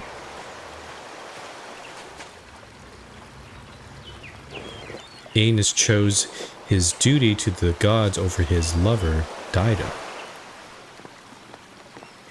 Actually, in the book. Do you think Aeneas' sense of duty appeals to Piero? We all have our vocations. Brother Piero takes his more seriously than most of the others in this abbey. You clearly take your chosen vocation seriously. Andreas, I didn't have a choice in my vocation. Few women do. True, but that doesn't mean... Oh. Let's think about this first. Is it really that bad? Is being a woman that limiting? She's exaggerating. It's fine. How did you know? True, she knows her life better than I do.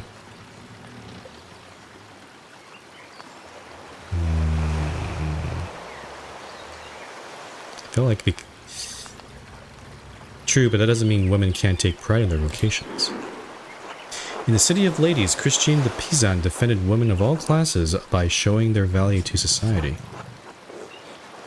An admirable effort, but even if we do exactly as we are told, we are portrayed as vehicles of sin. It's a very much different time back then. She's walking over here. Just like her. Temperatures and seducers by virtue of our sex, even when men are the aggressors. Yeah. Even in the abbey we must travel in pairs, lest we tempt the brothers or others. And here in these pages Virgil cast Dido as Aeneas' seducer, even though it was the gods who that thrust her into his arms. Like Dido, we ordinary men are merely tools in the tales of men. We can never be the protagonists of our own stories. No woman is exempt from that, from the empress to a nun. It is our lot. She sounds defeated. I suppose I understand now why you are not fond of the Aeneid. It's fine poetry. For men. Now, the books, if you please. Thank you. Next, Wretched Garin. This is a printed copy, green cover, diamond pattern. I do not have the size in the ledger, but hopefully the description is enough. I know the one you're talking about. Brother Adok was reading it. Ah, over here. The beauty of this book truly belies its ridiculous content. I'm surprised the Abbey owns a copy. We don't. It belongs to Amadea Ruscoa of Lugano. Lugano? Highly contested Swiss market town located in the southwestern Alps. The Dukes of Como and Milan fought over control of it until it was claimed by the Swiss Confederation in 1513. It's a Venetian edition that's quite valuable. He loaned it to us 5 years ago. It was subsequently lost, and the abbot has received 3 letters about it. Uh-oh. I've certainly seen the brothers enjoying it. That book is not appropriate reading for Benedictine monks. What is it about? A baby is sold to pirates, raised a servant, then lives a life of adventure, wooing princesses and fighting tournaments. Oh, that's exciting. You forgot the best part. In the end, Garin learns he has royal blood, the son of a duke. Oh, that's even cooler. He reigns as a king and dies a pious hermit. What's not to love? Benedictine should be dreaming of reconciliation for our Lord, not lusty adventures. What's the harm? Fantasy leads to temptation. Temptation has led to the downfall of many men and women. Sometimes, yes. But look, books like this, it's all the same type of fantasy, isn't it? To die better than we are born. And what's the problem with that? Why shouldn't a peasant dream of being a king? There is neither Jew or Greek, neither slave nor free, neither male or female, for you are all one in Christ Jesus. We may be one in Christ, but we are not equal in this world. Very true. It isn't this world you should be concerned with, Andreas. But the book, Andreas, we must return it. Or would you like the abbot to receive a 4th letter? I understand. I hate to loan a book and then never get it back. It would be like losing a limb. Well, perhaps a small limb. Or my little finger. Regardless of the size and importance of the body part in question, I understand and appreciate it. It's not my goal to deprive the brothers of their joy, but to return Amadea Rusco's the property. The book, please. Guess we're going through all of these, huh? There's only one book left, then you will be freed from bondage. A dark red cover. 8 inches high, 5 inches across, 2 inches thick. I believe... Actually, I believe Brother Guy was reading it. Or Guy was reading it. Over here.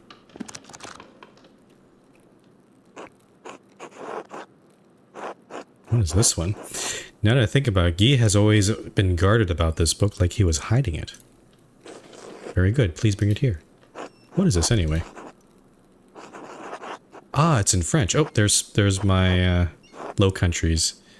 The soul that God touched, empty of sin, in this first state of grace. Can I read some of this? Let's see. Ah, amour d'ici, vous actif et contemplatif. Ah, peut être même. Okay, interesting. I don't know what that means. What is this? Whoa. Why are you asking so many questions? Just give it to me. Why is she being evasive here? I'm sorry, but I just love books too much to let this go without knowing what it is. Curiosity can be a dangerous thing, Andreas, especially in a place like this. 3 French bishops condemned the book. All copies were to be burned. Ooh. Its author shared the same fate. What? Why? I don't know, Andreas. It isn't my place to question the judgment of one bishop, much less 3. Before you ask, no, I haven't read it, but I know it contains a dialogue between love and reason. So the book is dangerous. When did the bishops condemn it?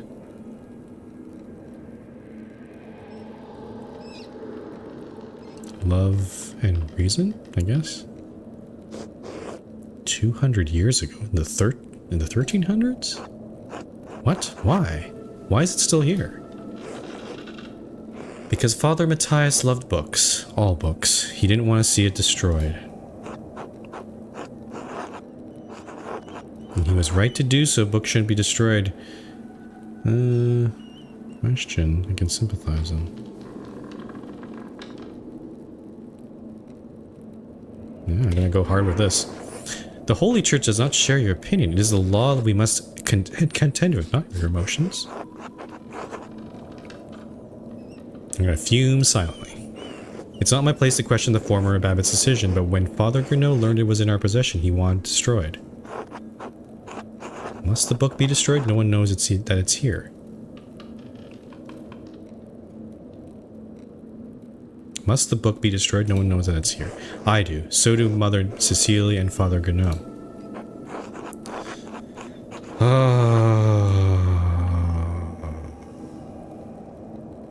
If I do this, it's gonna probably put them in their bad terms.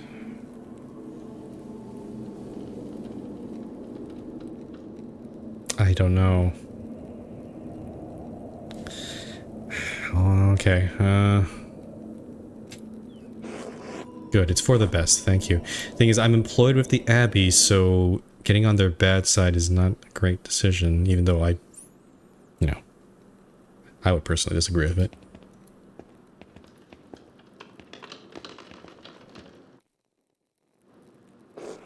Now then, Baron Rothvogel, quickly though, I need to finish up here soon.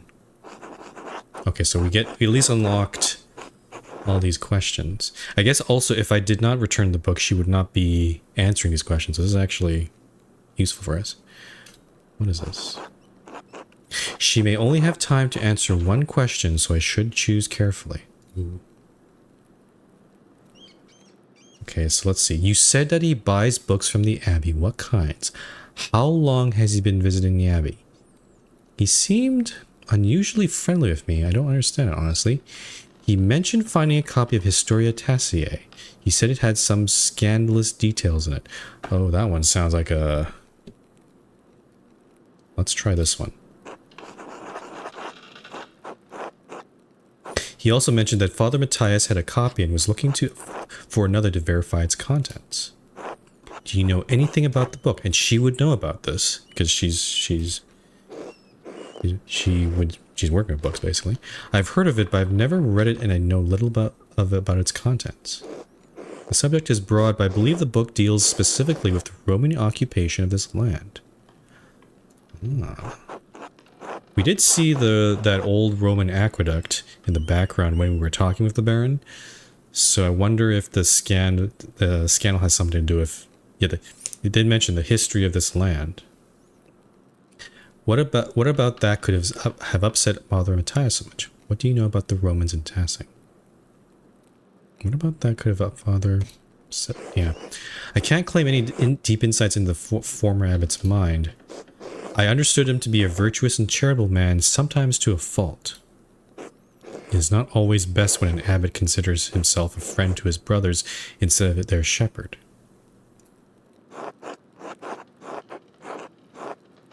Could something in the book have led Father Matthias to a crisis of virtue? Virtue is only found in crisis. Without it, virtues are little more than ideals. So perhaps there is merit to that idea.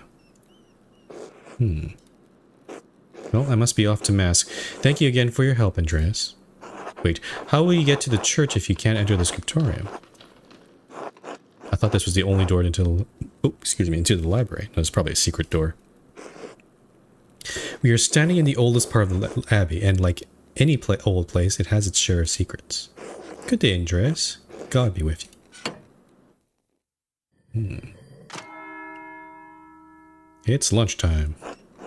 That's the bell for Sext. The brothers will be sitting down for dinner soon. Or, these days, lunch is called dinner. It's a little confusing now. I should see if Otto is around and still wants to eat with me. I think he's working by the guest house below the abbey. Dinner with Otto and Endres. Let's see. How do we get down there? We would have to go... Yeah, basically through the dormitory and cloister.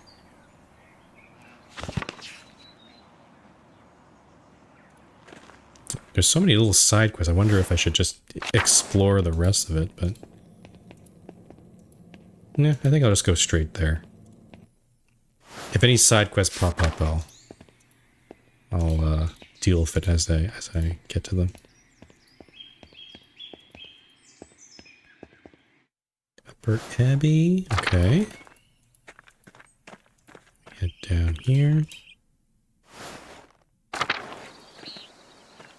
There's Martin. Who's Martin? Go away, Andreas. Can't you see I'm busy? Not really. What are you doing? Mind your own business.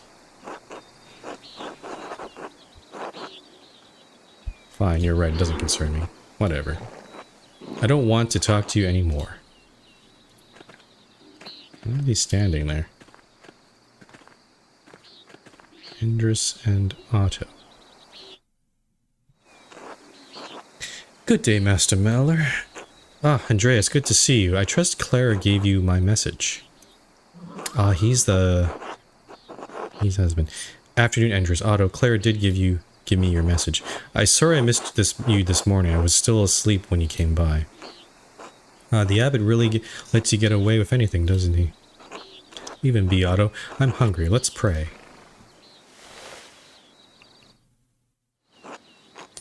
Bless us, O Lord, I'm assuming, and these your gifts which we are about to receive from your bounty.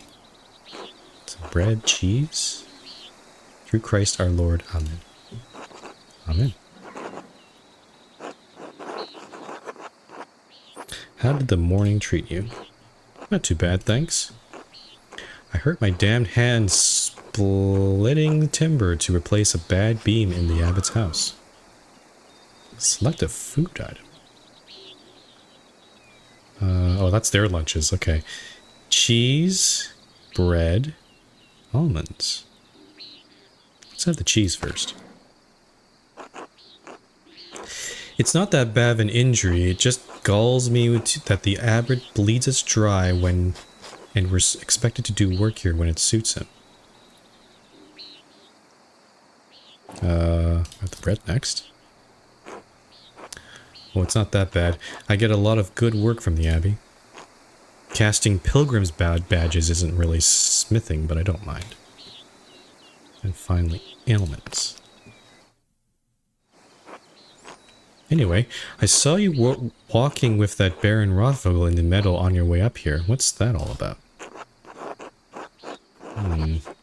Wonder if I should be selective in how much information I give to Otto here. He is friendly with Mather Matthias. Probably not the second one. As far as I can tell, he's come to terrorize the people. That's a funny one. I'll be truthful here. He was, though Father Matthias had some misgivings about the Baron. Oh, really? That's interesting to know. What kind of misgivings? That he fools around with young women? He's married, of course. Not surprising. Oh no, that's only gossip, and it isn't Christian to spread rumors like that. It's not gossip that he beat up that farmer a few years back. Old Rannig. May he rest in peace. Rannig Kemp. Oh no. Oh, that's why... Attilia was the widow that we saw at the end of that talk with the Baron. Of course she would know.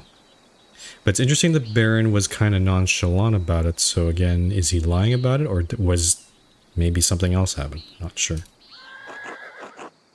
Well, I wasn't there, so I don't know. But if he did that, yes, it speaks poorly of his character.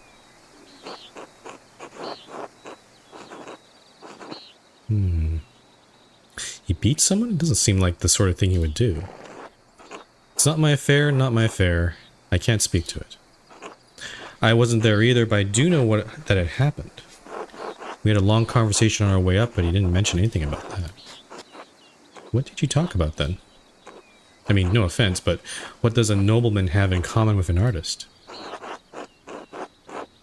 Talk about my work, Martin Luther, quite well educated. We did talk about Martin Luther a lot, yeah. Sure, I imagine you have a lot of time to read when you don't have to worry about where your next meal is going to come from. This bitterness and envy are not good for a Christian soul, Otto. It's very... This guy lectures a lot here. It's not envy, Andrus. No one should get away with what he does, what this abbey does. No offense to you, Andreas. I don't have any problem with the books the abbey makes. I mean, I never did learn to read, but if people are paying the abbey to make them, it doesn't bother me.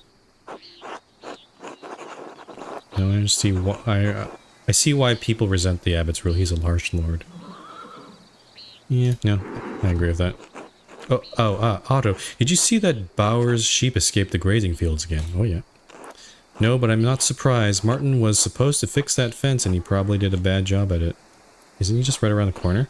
He's always in a foul mood, and he could be the laziest soul in Tassing. He can't even hold a hammer properly. Married and a father at such a young age, and he barely lifts a finger for his wife and child.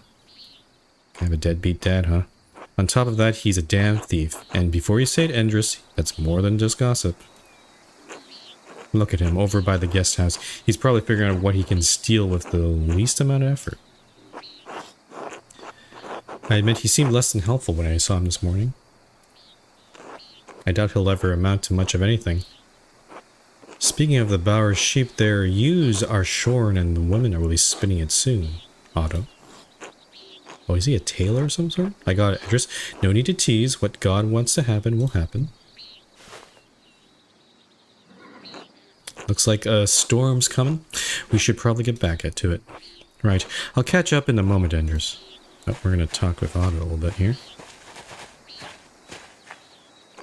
Oh, Andreas, say hello to Eva for me if you get a chance. Of course. I should return to work in the scriptorium. Until later. Vespers is the... Back to work. Okay, so... You can't go through the abbot's house, I assume. Martin's still skulking about.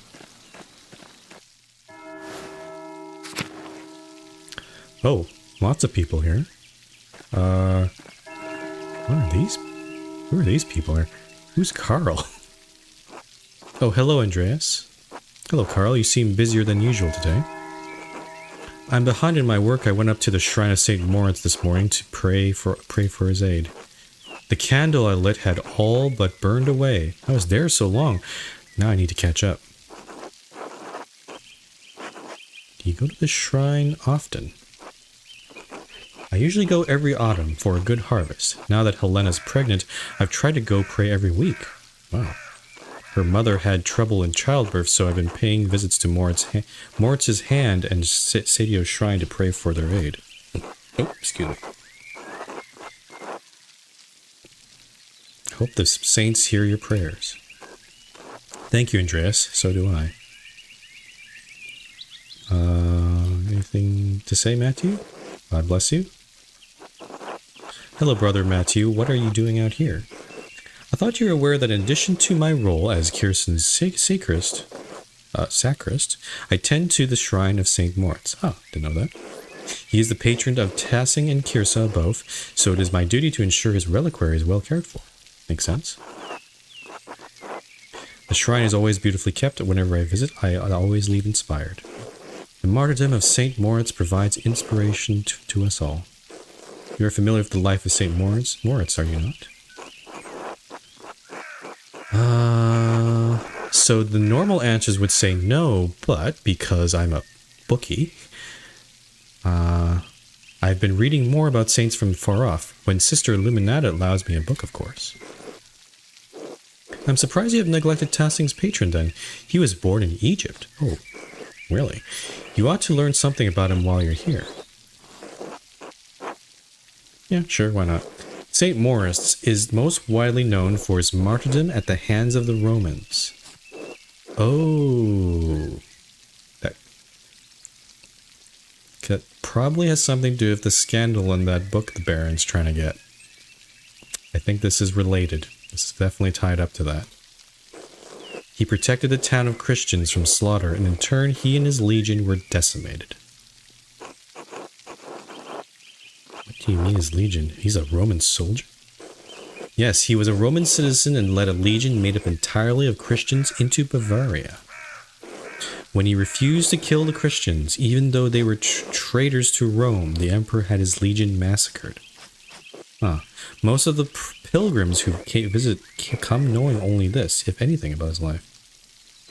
However, Tassing venerates St. Moritz because he was the one to convert the town and save it from destruction. Yes, I've been hearing about some of the pagan history in town. There are some in Tassing who still cling to the pagan traditions, yes? God save them. St. Moritz and his legion were... What is that word?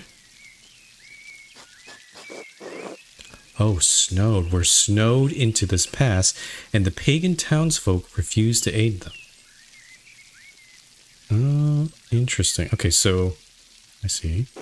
The daughter of the town's leader, Seicha, was moved in spirit and snuck through the town to the convert.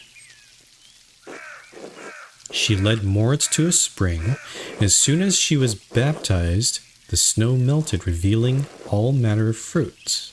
A miracle, per se. Moritz and his legion were saved by these miraculous gifts. The town was converted, and the rebels fled into the mountains. What happened to Seicha? She too was martyred for her faith by the rebels inhabiting the town. Now her shrine protects Tassing from harm. What an astounding story. Thank you for the history lesson, Brother Matthew. You're welcome, Master Mahler. God bless you. Until later, brother. Okay, I'm liking Brother Matthew. He seems... he helped us with the money. And he seems on the up and up. A reliquary containing the hand of St. Moritz, which is said to have once held the Holy Lance. What? Hold on. What's the Holy Lance? He was an Egyptian-born commander. His hand is a relic in Kherso's shrine, also called the Spear of Destiny or the Lance of Longinus.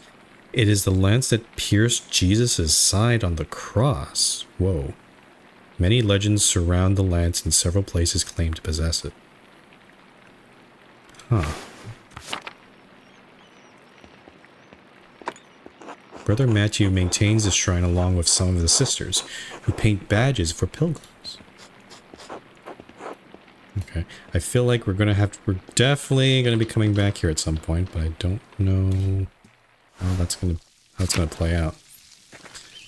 All right, let's head back to work, I guess. Oh, a new person, Volkbert. Good day, Andreas. Oh, is that it? Okay, that's all we're gonna say. All right. There's Sabat again. Okay, we're going to go through the dormitory. Actually, maybe I should go to the cemetery this time. Hold on. Let's go through a different route. What's in the cemetery? There's a tree here. The apple trees have only started to bloom. It will be months before they bear fruit. Anything else interesting here? I can walk down here. What's this? A monument to the founder of the abbey. It's fairly recent. The funds were donated by her descendants. And the pens are down there. Okay. Let's head on up. And into... So the bear, what was it? Prior Ferenc would have entered through this door. Oh, and that's his house. That makes sense.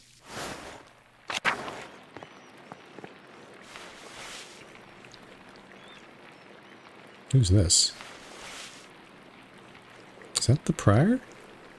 Can't remember. I don't remember his face, so I guess he does seem to be, yeah, he's supervising. Brother Adok, this work, I don't know where to start. Inconsistent spacing, rough strokes. You're working like you want to see this place closed. Brother Prior, I am working to the best of my abilities and I dispute your criticism. I may not be fast, but I still have my talent, praise be to God. And Brother Guy, why are you still on this page? What's wrong with you? Normally you're so reliable. Any apologies, Brother Prior, I will work harder. He just criticizes everybody. Pierre, I can't believe this. Baron Rothvogel has come to check on his progress, and this is all you have? You should have finished this months ago. Is your mind so corrupted by age that you didn't notice the seasons have changed? You shut the fuck up. Well, you're not the only one who will have the answer for it, so why should you care? Typical.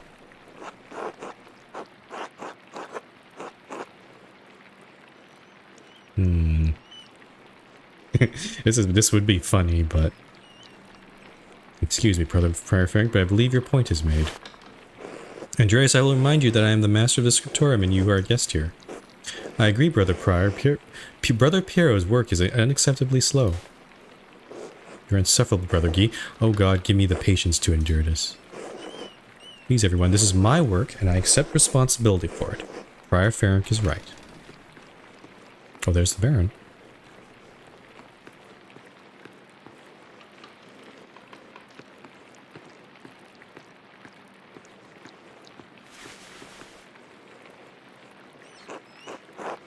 Prior Ferenc, is this mine? It must be, yes. It is, my lord. I can explain. No, I don't want excuses. I come all this way, and I have to be honest, I expected more. It's nowhere near finished, and the style is, well, it's very old-fashioned. I thought I made my desires clear. I feel like my generosity toward Kirsau is being taken advantage of. Am I the fool in this sad story? No, of course not, my lord. Never. We can fix this, of course. We only want to accommodate you. Ah, Andreas, good to see you again. How should I respond to this? This abbot already seems annoyed. Just nod, don't irritate the abbot. Simply address him my lord would be appropriate. Greet him with his Christian name. You are brothers and comrades in art. Chaos. True. All men are equal in Christ, are we not? I'm just gonna go with my lord. My lord. Brother Gounod, why not have Andreas complete the rest of the illustrations? He's clearly capable. Well, my lord, why not have Brother Guy complete it if speed is your No, I'm not talking about the script. That's fine, but the art, the illustrations. I want Andreas to do the others. Of course, I mean, if Andreas is all right with it.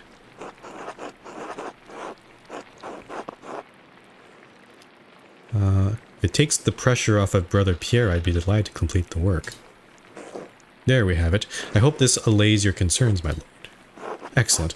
By the way, Brother Abbot, am I still welcome at your table for supper? Naturally, my lord. Wonderful. I'd like Andreas to join us. My lord, I've already made supper plans with the Drucker family in town. I'm sorry. Nonsense, you can eat with them any day. I'm only here for the evening. Well, father? Well, that would be quite unusual. Unusual or not, I doubt that my good friend, the Prince Bishop, would deny additional guests at his table. What do you think? I understand. Yes, you're right, of course. Andreas may join us for supper. I look forward to it. It looks like we're being forced into it. Like, we have no choice here.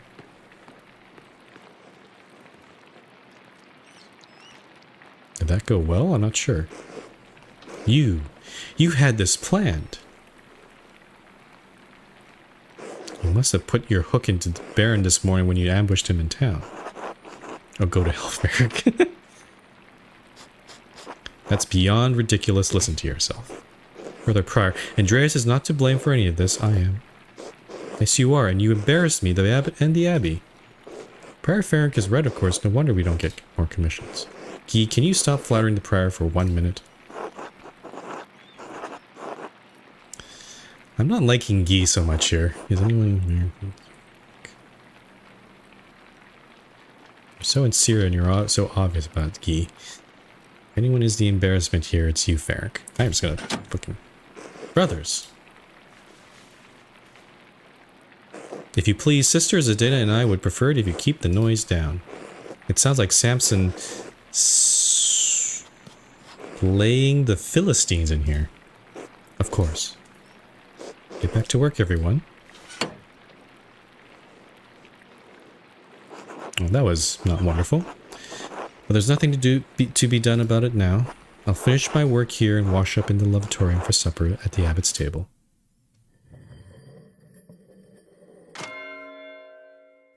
Time to eat supper. Abbot's house. So I guess we're going to the Abbot's house. How do we get there? I think it's through the garden. Yeah, we could go through the. Let's go through the animal pens. I wanna see what the heck's over down there. Oh wait! Hold on. Can I look through this? Should I look through that? I wonder what Prior Ferenc was doing with this book.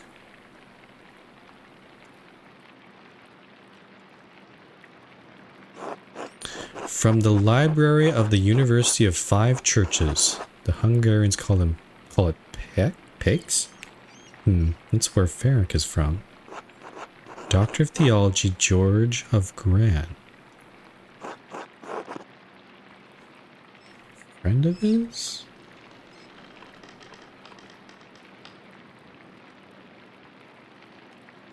What am I looking for here?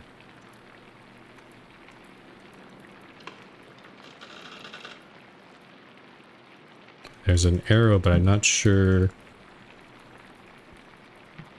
what it wants me to do here. I'm clicking all over. Oh, what? Ah, the Speculum Astronomiae, Albert Magnus's Defense of Astrology.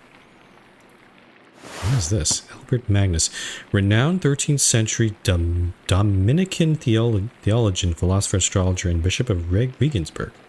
A prolific writer, he was known primarily for his work on Aristotle and his knowledge of natural science. Okay. I just clicked randomly, so I guess. Sloppy bookhand couldn't have been produced by an abbey of note. Bastard script, Burgundian Flemish? Not from here and not recently. Sloppy bookhand? Where are all these corrections? That's definitely Farron's handwriting between the lines and the margins. Is he notating the text for the university in pay? Is he notating the text for his personal use?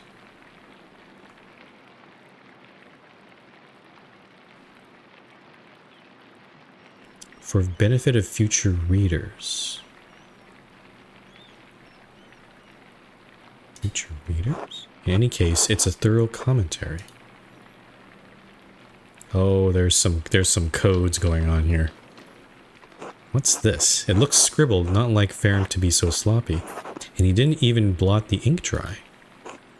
Libra, Capricorn, Aries. All astrological symbols. What's written below? Maybe I should have learned Greek at some point. I can't make any sense of this. Okay, so if I learned Greek or gone the occultist route, which I would be an expert in astrology, then I'd probably be able to figure that out. I suppose I'll figure it out in due time, but I'll copy this all down to reference later. Interesting. Okay, well, let's head down. Did say a storm was coming, so it's starting to rain now. Let's check out the animal pens.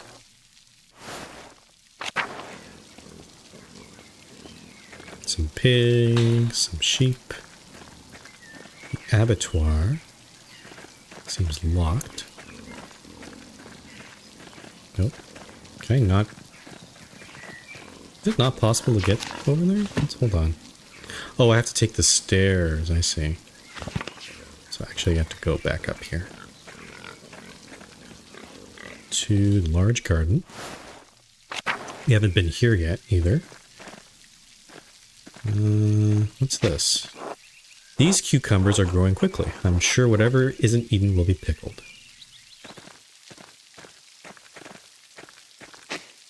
I wonder what recipes the brothers have for peas. Vegetables. And let's go to the Abbott house. It's a doggy. Pet Mirabilis. It's a sheepdog of some sort.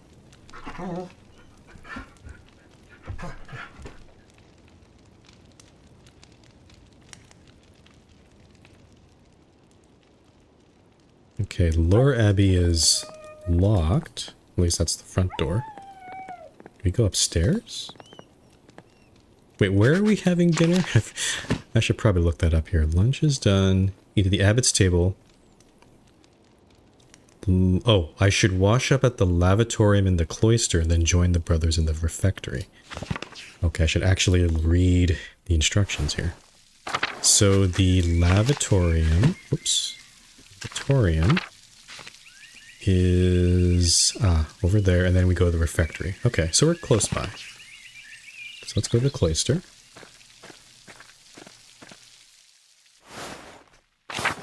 And then the lavatorium. And I guess over in here? Oh. Andrews, I'm so glad you'll be joining us for supper, though the circumstances are unusual to be sure. I won't be able to speak with you, none of the brothers will, but it will be good to have you with us. That's a shame, I always enjoy our talks.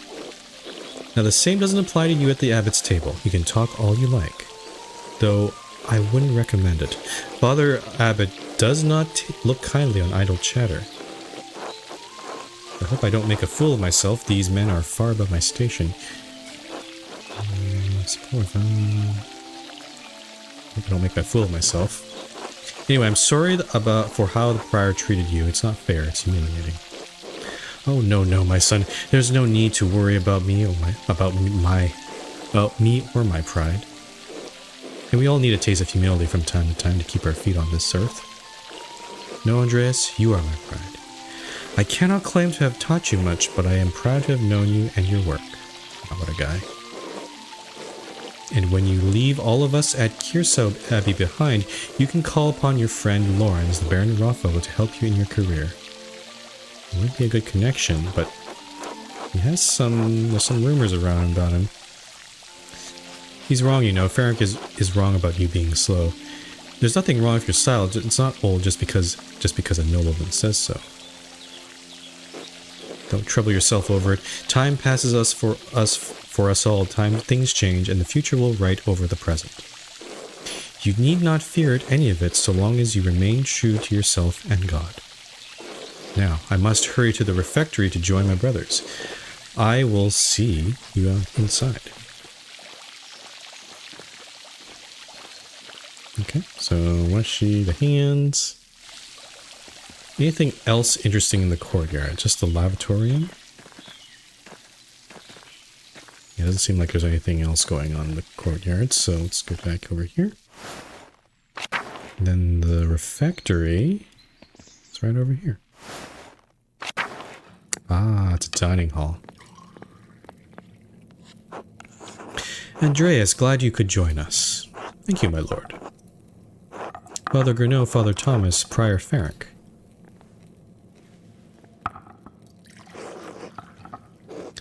Simon Peter answered, "You are the Messiah, the Son of the living God." Oh, the Gospel of Matthew. Wonderful.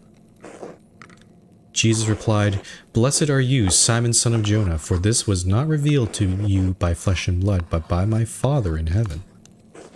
And I tell you that you are Peter, and on this rock I will build my church, and the gates of Hades will not overcome it." Have you read Matthew much, Andreas?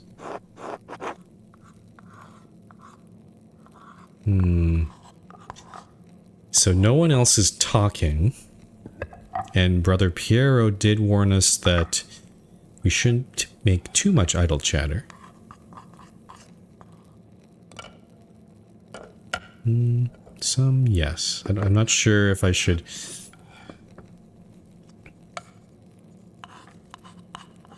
He is the Lord.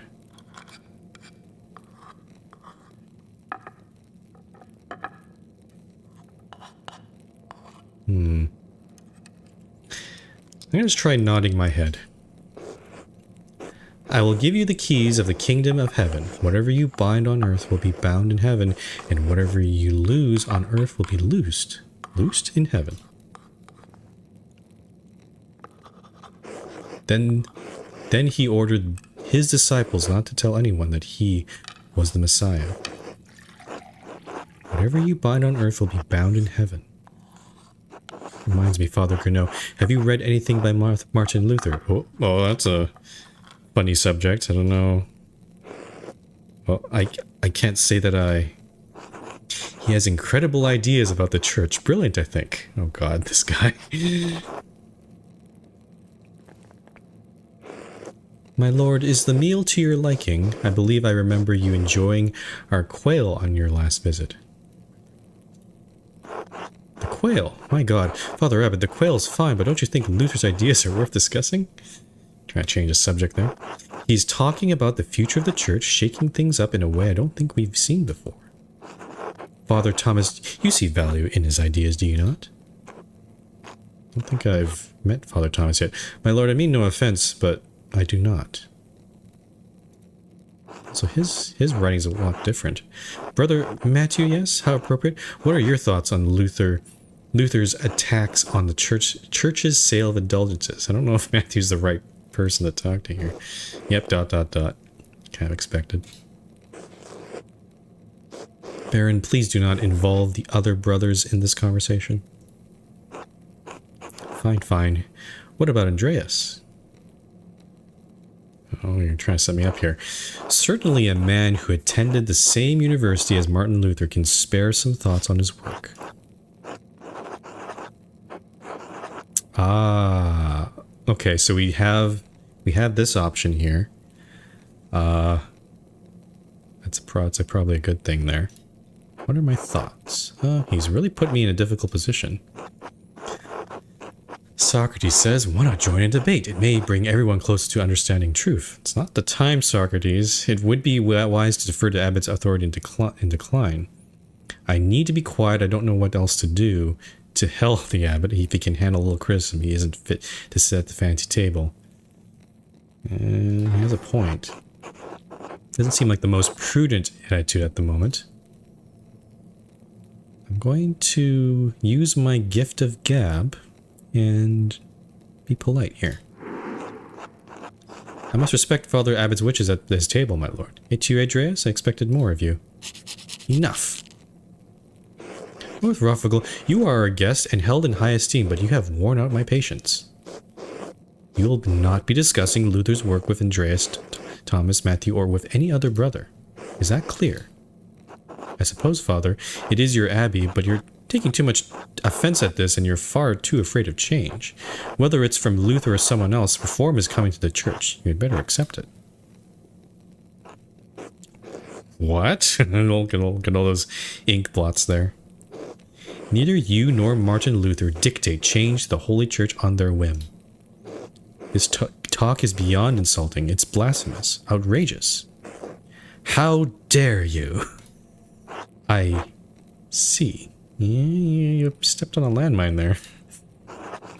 I've overstepped my bounds, and I suppose I've ruined everyone's supper. My apologies.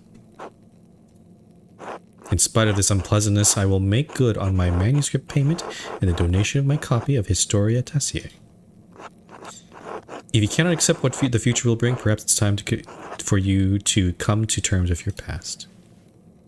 That's an interesting hint there. Well, no need to overstay my welcome. Fathers, brothers, Andreas, good night.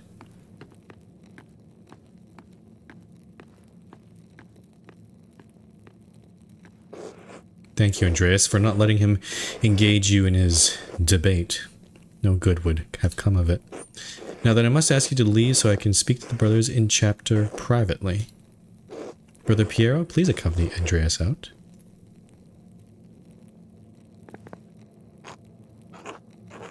I will take my leave as well. Good night.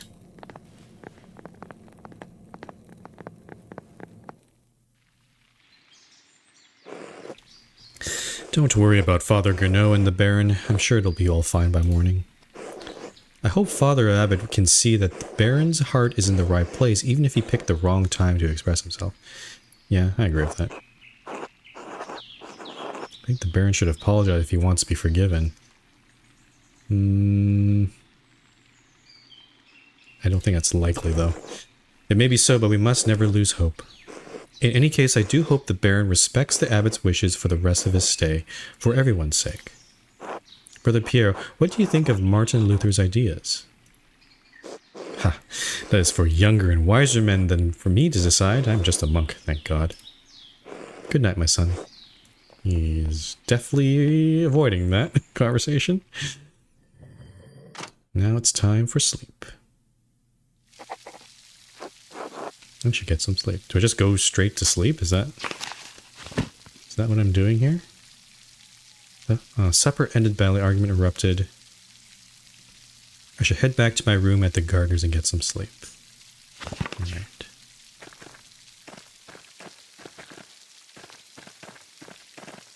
Let's head downstairs. Oh. There's a lamp still burning in the guest house. Lawrence must still be awake. I wonder how he's doing. What was he thinking? He's a baron, but he couldn't have expected that to go well. The storm doesn't seem to be letting up anytime soon. A poor night for stargazing. Huh. I should get back to the gardeners. Should I go talk to him? I wonder if that's an option. Maybe I should just avoid it. I'm just gonna go to sleep. I'm gonna just follow the game instructions. Huh? God. What the heck was that? Are you alright, Master Mailer? Did you see that in the aqueduct? The ghost?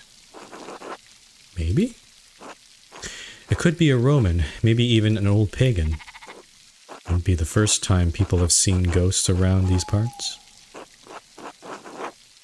Have you ever seen one? Usually around the ruins. Who knows how many restless Romans lie beneath these stones? Those stones. Well, I think I found Johann's last lost sheep. I'm gonna head home. Take care, Master Melner. Well, thank you, Tel.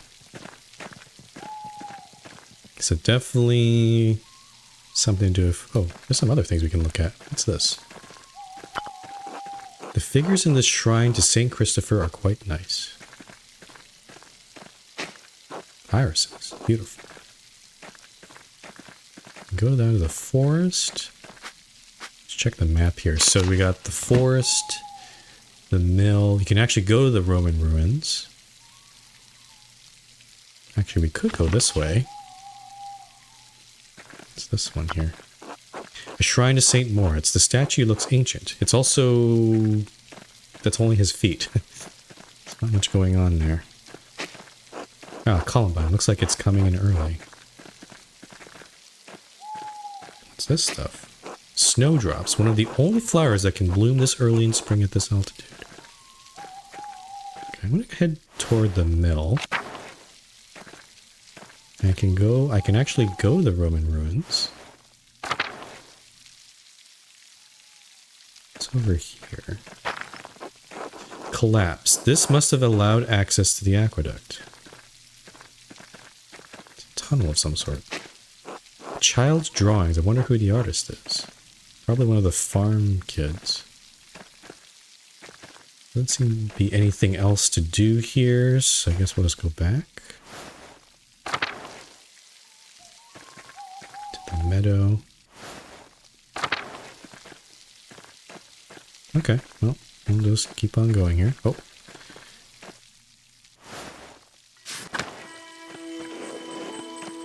What? Ah, no. Pale horse, still on the floor. I don't know what's going on. I mean, something. Matins?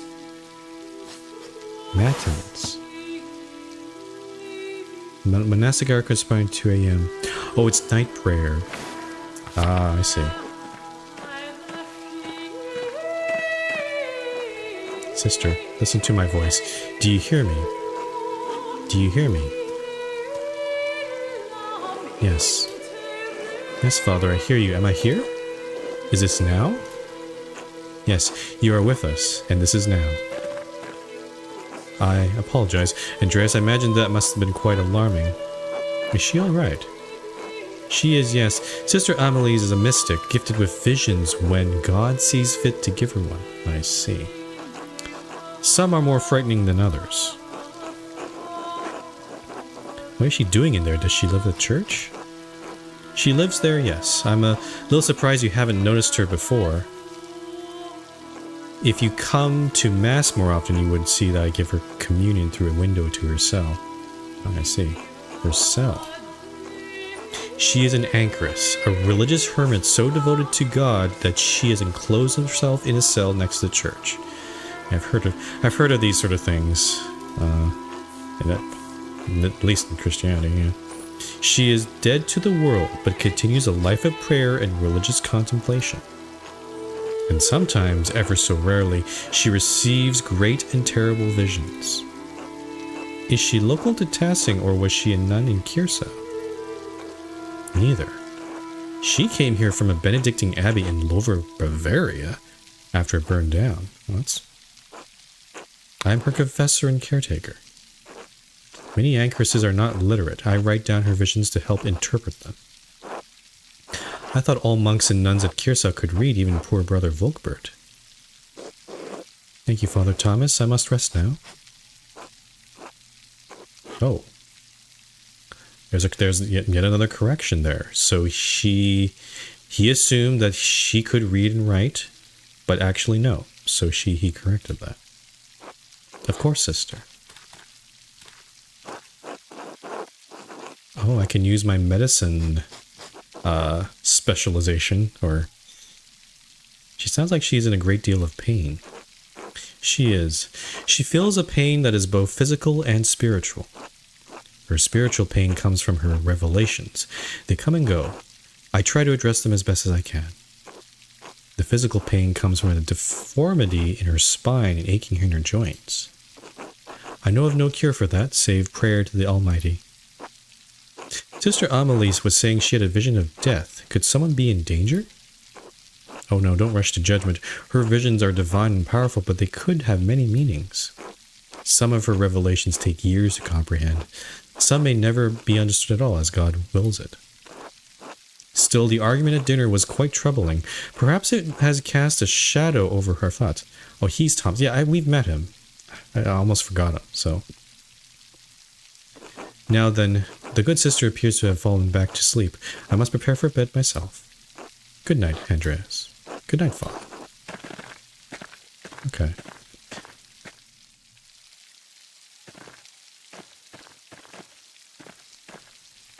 Alright, so, not sure what to think of that, but I guess the visions coming from her might become important later on. Let's head to the town commons and head to bed. The game does seem to give you a lot of freedom to move around, so I wonder if I could go to other places. But for now, I'm just going to stick to the path that's been given here. Don't want to be overloaded with too much choice. Inside. We want to give this to Clara. Who is that? Is that... Don't know who that is. Ah, they're all asleep. I guess I'll give it in the morning.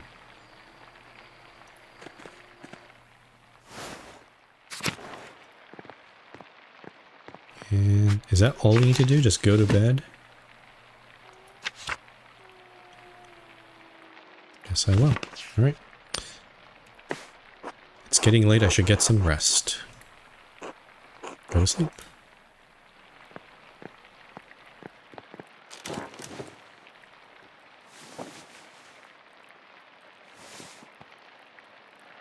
Oh, we can also go back to the dream world and get maybe some advice from the people in our head. Or maybe not? Nope, we're going straight to... Oh, okay, maybe not. That's kind of uneventful. I was hoping we would go back to that dream world. Wah! Shh, it's all right, Ursula. Good morning, what happened? You need any help with Ursula? No, a little crying won't hurt her. Besides, I think we've gotten almost all the leaks now. Ursula is my first child, and she's been a handful, but I think I have the hang of it now. Big Jorg has been a godsend. He helped Christine with Eva when she was ready. Oh, the storm's still going. Excuse me. I never took you for a family man, Andreas. I have 2 older brothers, both married, so plenty of nieces, nephew. Ah. I appreciate the offer. You'll make a fine husband someday, Andreas. Oh, the storm let up. It's been going all morning. Peter and Jorg are outside trying to deal with the flooding as best they can. Oh, is the farm in danger? There's always a danger with this much rain, but we've lived through worse. Whatever happens, it'll be as God wills it. We must have faith in Providence and endure what is to come. Oh, and I have some food for you. Lunch. Here, sorry I couldn't prepare anything more. Didn't Otto ask me to say hello? He's probably courting her. Ah. Then be a good friend to him and just tell her. So what? They're not married, are they? Or neither are you yet? Why not test the waters? No, I'm not interested. Probably be happy together. I'm gonna try just so you know, I'm gonna try to avoid any sort of relationships with anybody here because they're obviously going to be all heterosexual. I don't think there's any LGBT content in this game, but if there is, I'd be surprised. But no women's, please. Thank you. Thank you. Otto wanted me to say hello, by the way. Oh, he did. Haha. Good. Thank you. Oh, you passed on a message there. Have a good day at the Abbey, Andreas. Try to stay dry. Thanks, you too. Good luck. Be good, Ursula. We need to talk to Claire and give that money. Oh, what? We can't do that? How am I supposed to give the money then? Andreas. Are you doing alright, Peter? Are you doing alright, Peter? No, I'm not. Some of our sheep escaped, and I'd rather not spend my morning fixing this damn wall for the third time this year. This is the way it always is. Rain falls on the Abbey and rolls downhill to us little people. Well, it's hard to blame the Abbey for that. That's just how rain works. There's a reason we're down here and they're up there, Andreas. Anyway, I have to get back to this. See you later. Okay, I'm just gonna go quickly back in here. And... hello, Andreas. Clara, hello, Clara, I have something for you. Oh? This should be enough to pay my rent and the tax you owe the Abbey. Andreas, this is far more than your rent payment. We can't accept this.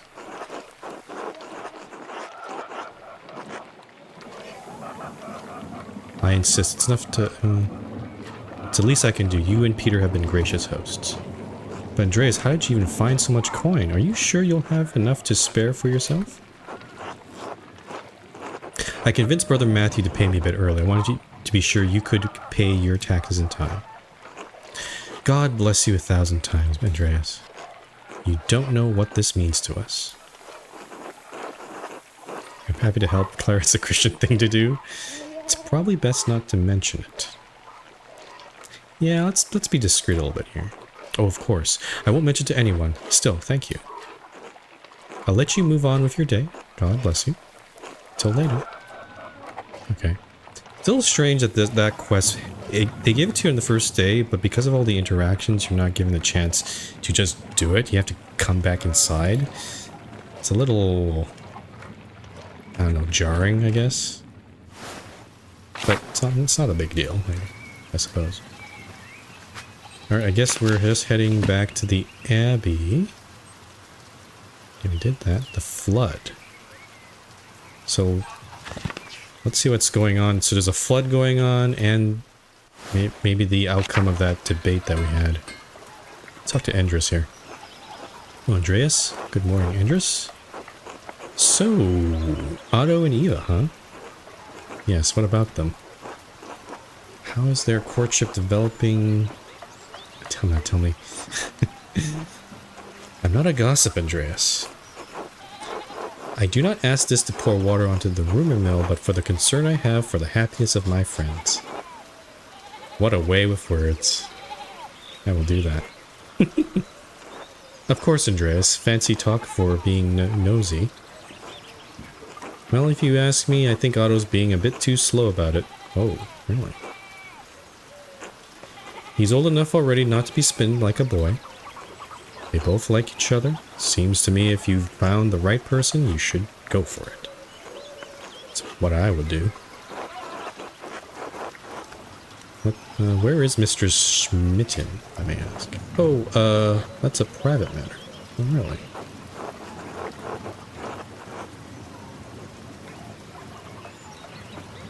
Can you trust me, Andres? Aren't we friends?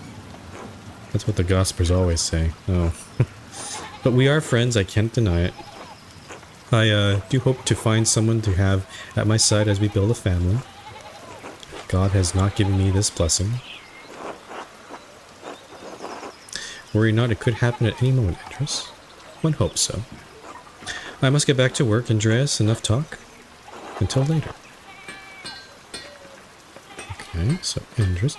Oh, I can't walk through the puddle? It's really not letting me walk to the puddle. I have to go around. Oh, wow. Okay. I guess I'm going this way. The central town. Alban Bakery. Oh. You going here? Oh. Oh, there's Anna. Hi. Gret. Andrea, such a pleasure to see you, and looking so handsome as always. Back for more of my rye? Dear Gret, I know I can't stay away from your rye. Andreas, hee. I was passing by and thought I should say hello. Now I must say goodbye. Aren't you a good man? Well, you're always welcome here, Andreas. And always welcome to my rye. Be well. Until later. Okay, let's talk to this other person here. Ulrich. God bless you, Andreas. Well, that's all you gotta say. Alright. Who's out there? Oh, no, we can't talk to them. The Steinauer house. Can I poke in here, maybe? Hello, anybody home? Oh, they're not... Nobody's home. You just walk into people's houses with the classic video game trope of just walking into people's houses. Gotta pet the cat. Gonna pay the cat tax.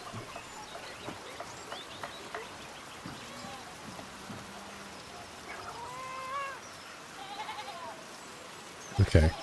So we're in the town. I see, it's the other road that doesn't go through the commons. The commons seem flooded. So we'll just keep on going this way to the meadow, it seems. Church and Drucker's. We haven't been into Drucker's. Oh, but there are locks, so we can't look in there. Oh, what's this? Father, I've said this before, but it isn't good that the water drains here so quickly. It's affecting the foundation. It needs to be looked at. I understand, but if you dig here, you may be disturbing the bodies decomposing in the yard. Of course, Father, but they're going to be dug back up again anyway. Yes, but why disturb them unnecessarily? It's your church, Father, but you can't put this off forever. The foundation is going to crack. I understand. Perhaps after some of the bones have been moved to the ossuaries. Thank you, Lucky. Ah, good day, Master Mahler. Good day, Father Thomas. I didn't mean to eavesdrop. Oh, worry not. Lucky was just reminding me of the dangers severe rainfall can pose to the foundation. God looks after his flock, but sometimes the pen requires an earthly hand. It will be taken care of. God be with you, Andreas. And with you, Father Thomas, until later. Okay, I wonder if that's going to become something important later.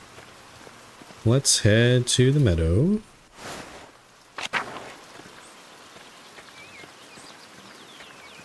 Oh, and there's Till. Hello there, Master Mahler. Hello, Till. Bumped into any ghosts lately, hee hee. No, not since we last spoke. Good. Have you ever seen a nicer view? Don't get sights like this in the cities, I expect. I could do without the mud on my shoes, but the aqueduct does make a nice silhouette. Oh yes, they're old Roman ruins. Tassing is full of them. Quite the marvels they are. I don't pay much mind to the writing or on them, as I can't read Latin myself, but you might enjoy giving them a look. If you do, you'll have to tell me if they match the old legends I read about. I didn't know you could read. Only German, I'm afraid. I never had the skill to learn anything else. Still, Father Matthias was always kind enough to lend me a book now and then. I think I read through half of the Abbey's library before Father Gernot became abbot. Are we going to correct this guy's writing? Yes, we are. Oh yeah, there we go.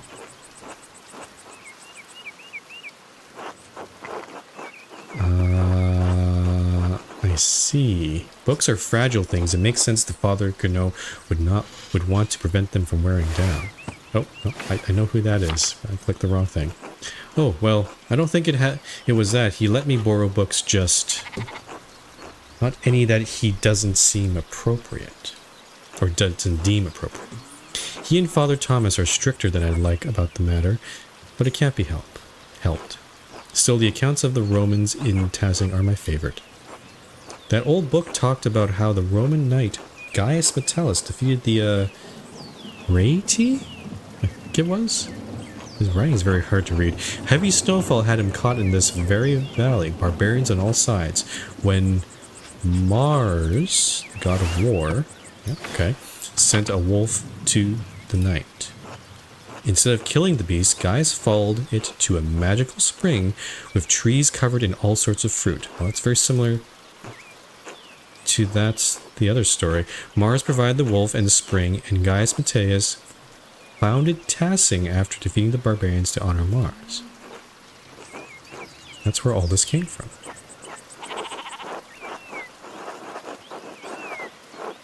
That sounds a lot like the story Brother Matthew told me about St. Moritz, without the Roman gods, of course. Interesting. So if I had not talked to Brother Matthew, I think this option wouldn't even appear. Huh.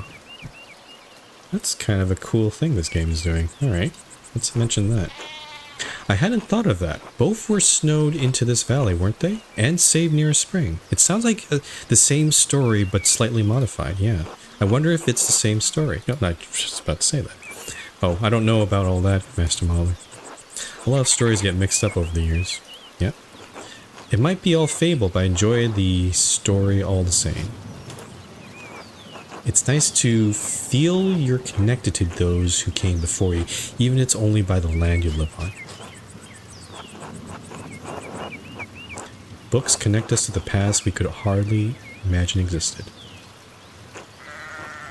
Well said. It's been good chatting with you, Master Mahler, but I better get back to work. You let me know if you find any particular good books in that library, alright? I will. Until later, Till. Till seems like a good chap. Oh, Martin. Not gonna get a friendly greeting. Yeah. Nope, this is gonna be a failure. Eat shit, Andreas. Achoo. Where's he running from? I should get to the scriptorium. Gernot will be give me an earful if I'm late again.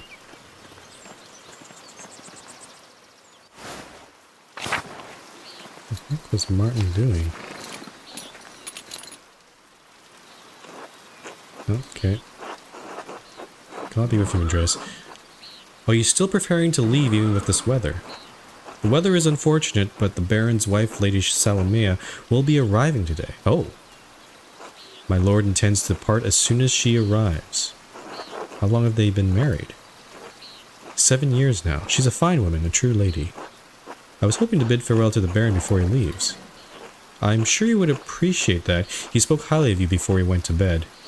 He was disappointed that you didn't debate him at supper, but he understands that you didn't want to anger the abbot. Yeah. Part of the art of rhetoric is understanding the right form in which to persuade someone. Yep. That was not the right form for the abbot. My lord always wants to discuss things when the mood hits him. He is often alone in feeling it, unfortunately. Is there any chance I could redeem myself in the Baron's eyes? This seems like a failure. Perhaps not on this occasion. I believe you may have offended the Baron in some other way as well. In some way? Or some ways? I would not fret too much about it, Master Mahler. He is a forgiving man. Where has your master gone then? He went for a walk early in the morning. He didn't say when he'd be back. That seems odd given the weather. Not odd for him. My lord enjoys hiking in all sorts of weather. A little rain never bothered him. I can sympathize. We Swabians enjoy a good walk through nature even in such conditions. Baron seems to be quite an unusual man in many ways. Ah, it may be so. I only know him as my lord for these last 7 years. That reminds me, did you see a short, surly-looking young man in a hat on your way up it this morning? That'd be Martin. I don't think I'll do this. That seems... Wait.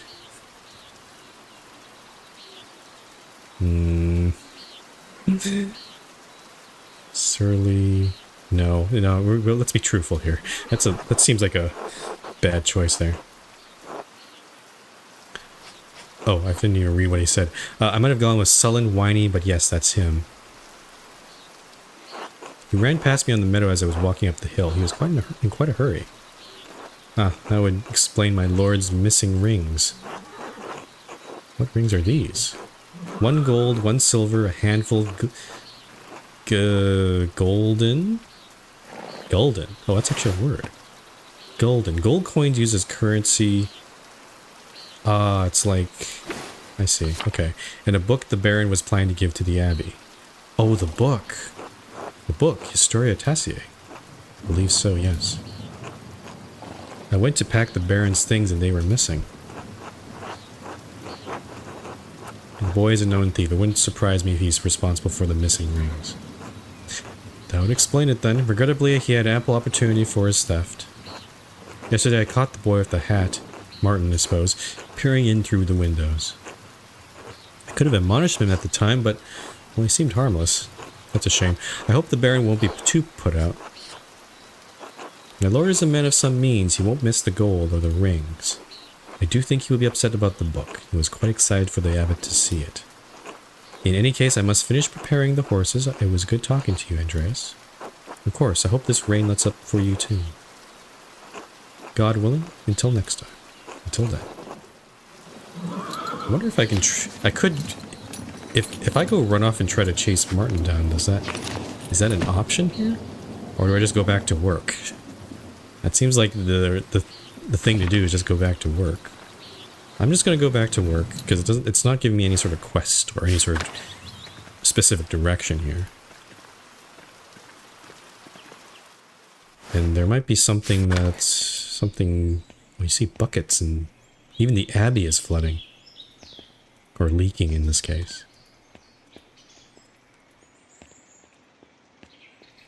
But yeah, I'm curious if there's any sort of spicy stuff that's going to happen in the scriptorium today.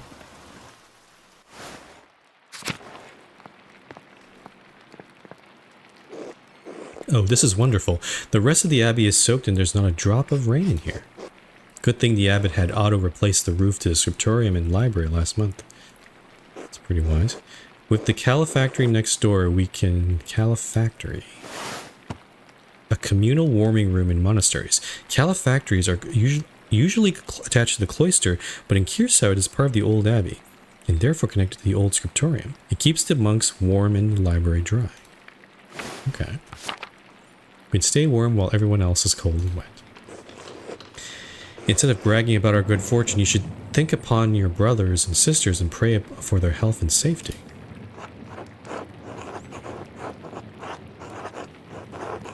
Aren't you happy that the books are safe? Brother Guy's mirth at the misfortunes of our brethren has quenched the flame of joy in my heart. Huh. We have the grumpy old monk, but where's the nice one? Brother Piero? Haven't you seen him today? Seen him yet today? I did. Before Brother Guy arrived, Brother Pierre left to speak to the abbot some time ago. What? Why is Matthew ringing the bell? It can't be Terce already. I pray it stops soon. Such a cacophony is assault on my frail ears. Something's going on. It's not stopping. I suppose this means we're being summoned to the chapter house. God, give me strength to endure the rain. It's 50 feet, old man. You'll live. God, give me strength to endure this man. These two. I don't like Guy as much. He seems he seems young and brash and arrogant.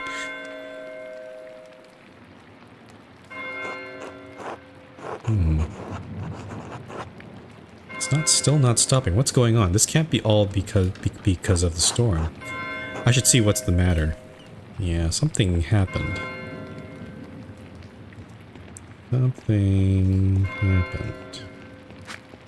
Where are we supposed to go? The flood. No, it doesn't tell me where to go.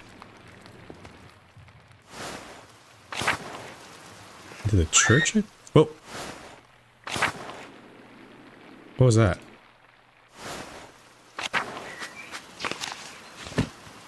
I clicked away before I could hear that. One of the sisters is screaming in the chapter house. I should see what's going on. This chapter house? Where's the chapter house? Chapter house. Way over there. Okay, yeah, let's go this way. What the hell happened?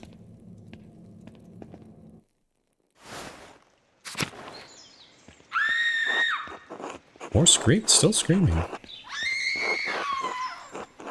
the hell?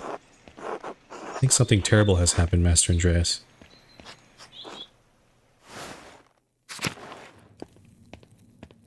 What the...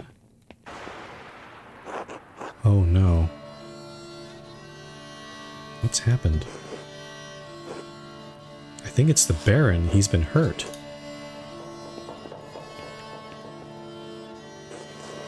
Please, Father, where is Brother Florian? Have him come quickly. Be silent, brother. Brother Florian, if you please.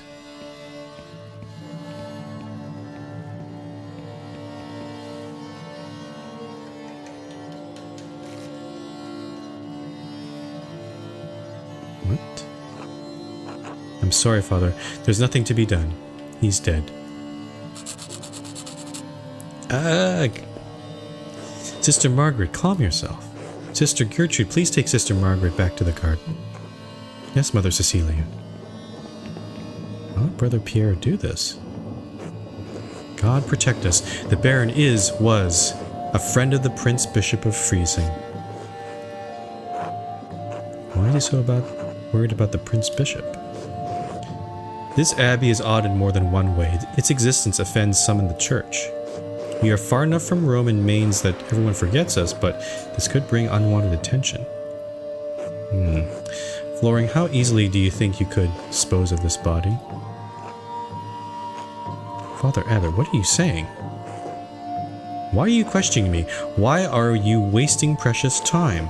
Do you want to see the soldiers of the Prince Bishop march up on our steps and fling your brothers and sisters out of our home?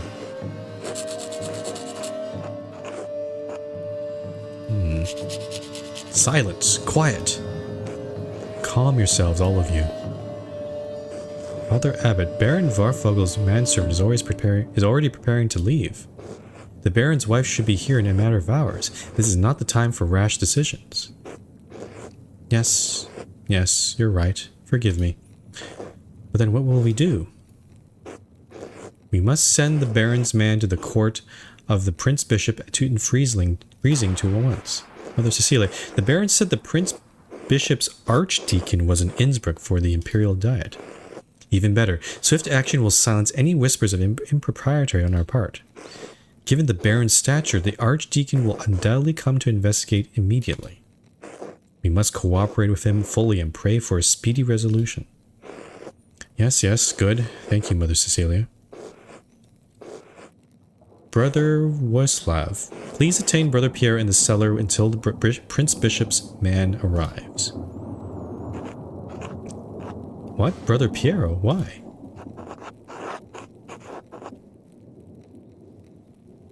I'm gonna try it. Father Gano, I implore you to reconsider. He was caught in flagrant delicto, covered in blood with a knife in his hand.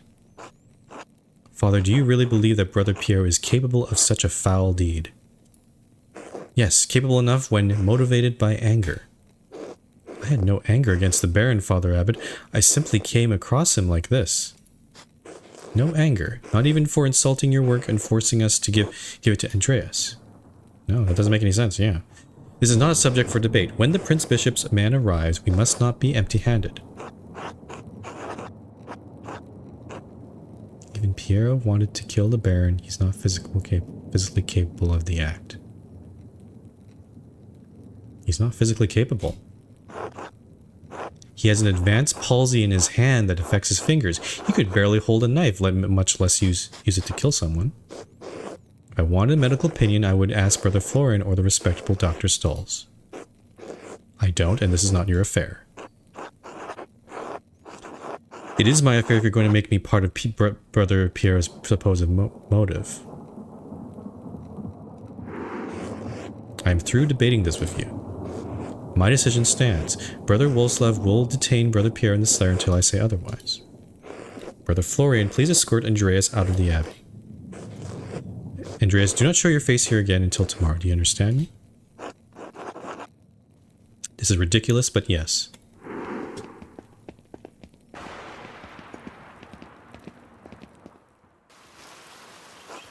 Andreas, listen to me. I sympathize with you. I don't think Pierre did this either, but this isn't time to push the abbot. I'm sure the other brothers and sisters believe Pierre is innocent as well, but the abbot is worried about the Prince Bishop's attention. If you have any recommendations, I'd love to hear them. Take a few hours to calm your nerves and your mind. You need to think clearly. Go to the Druckers, eat a good meal, and come back at Nuns, which is 3 p.m. Okay. You won't have much time, but tap on my window with a small stone and I'll let you in. Let me in for what? To examine the body. Ooh, Brother Florian coming in clutch. I do have medicine, so that's going to actually be very useful. Okay. I should follow Florian's advice and go to the Druckers. Hopefully it'll clear my head. Is the servant here? No, he's gone. Don't know if he's been informed yet. The Druckers, huh?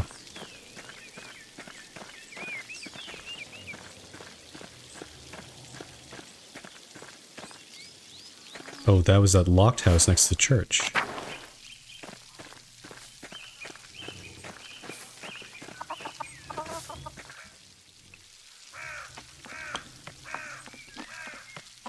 Oh, Klaus. Oh, he's printing again. Good day, Andreas. Back from the Abbey already? It's only noon.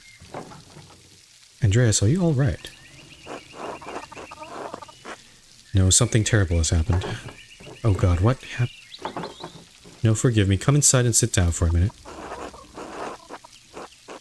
It's not an imposition. I'd appreciate a moment of rest.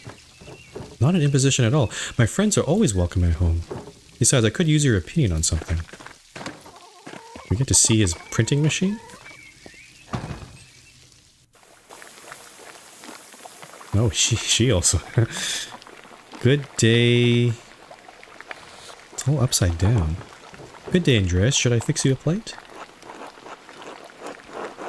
It's not too much trouble. I'd appreciate it. It would be my pleasure. This rain has got everyone's spirits down. Hopefully a good meal can cheer you up. Berthold, hello. Hello, Berthold. How are you? Sleepy? Come back to my workshop. Ah, there it is.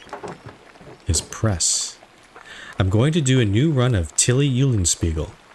There was a printing a few years ago in Strasbourg, but it was awful, almost bereft of illustrations. What do you think of these new ones? Ooh, pretty.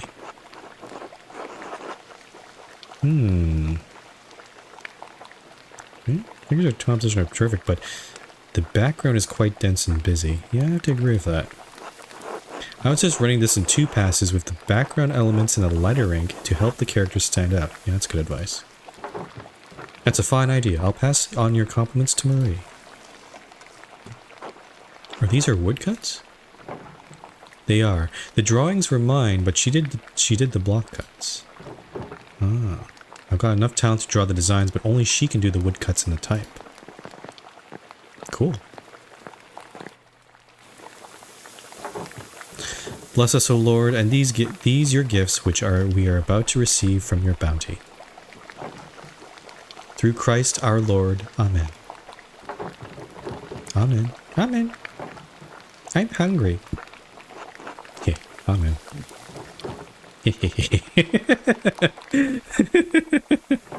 That's cute. Andreas, what were the bells for at the Abbey? They were sounding for a long time. Oh, we could... Oh, look at all this... Oh, bratwurst and... What is this thing down here?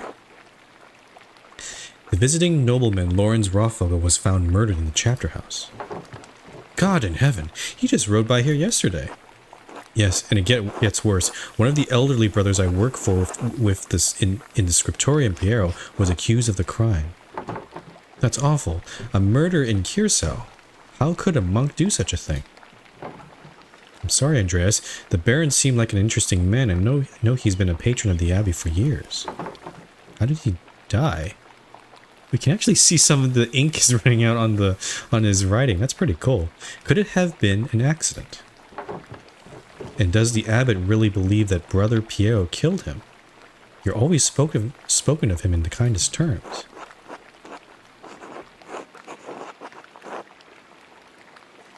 Seems like Lauren had been stabbed, but I don't know. I'm gonna keep my... I'd rather spare you the details, but it's hard to believe what happened to him was natural. But no, I can't believe Piero did it. I can't imagine him harming anyone. No, don't hold it back on my account. I've had children and even helped Agnes deliver a few. I'm not squeamish. Yes, there's a kid here. But if it wasn't Brother Piero, who do you think it could have done it? I have no idea. I did see Lucky Steiner get into a shouting argument with Lawrence yesterday just before I walked by your place. Did we? I did see Lucky Steiner get into a shouting match. Did we see that? That seems... Is there a bug here? I don't remember seeing that conversation. Lucky. Why would he have cause to shout at a nobleman? Oh, let's eat the sausage. Yum. There's probably something else going on in that you wouldn't know about, dear. What do you mean by that? I'm not one to trade gossip, but if you really want to know, talk to some of the other women in town. Oh. Or Mother Cecilia up at the Abbey. Oh. Mother Cecilia? I didn't realize she saw much of Tassing. Oh, no, I know who she is. Yes, game. Well, there's no need for that. Lucky is a forthright man. I'm sure if you ask him, he'll tell you what the argument was about. That's also a strategy. Thank you both. That's good advice. There's something else, though. When Lawrence and I were walking through the meadow, the widow Kemperin came out of the woods and... Yes? Well, she cursed him. Oh.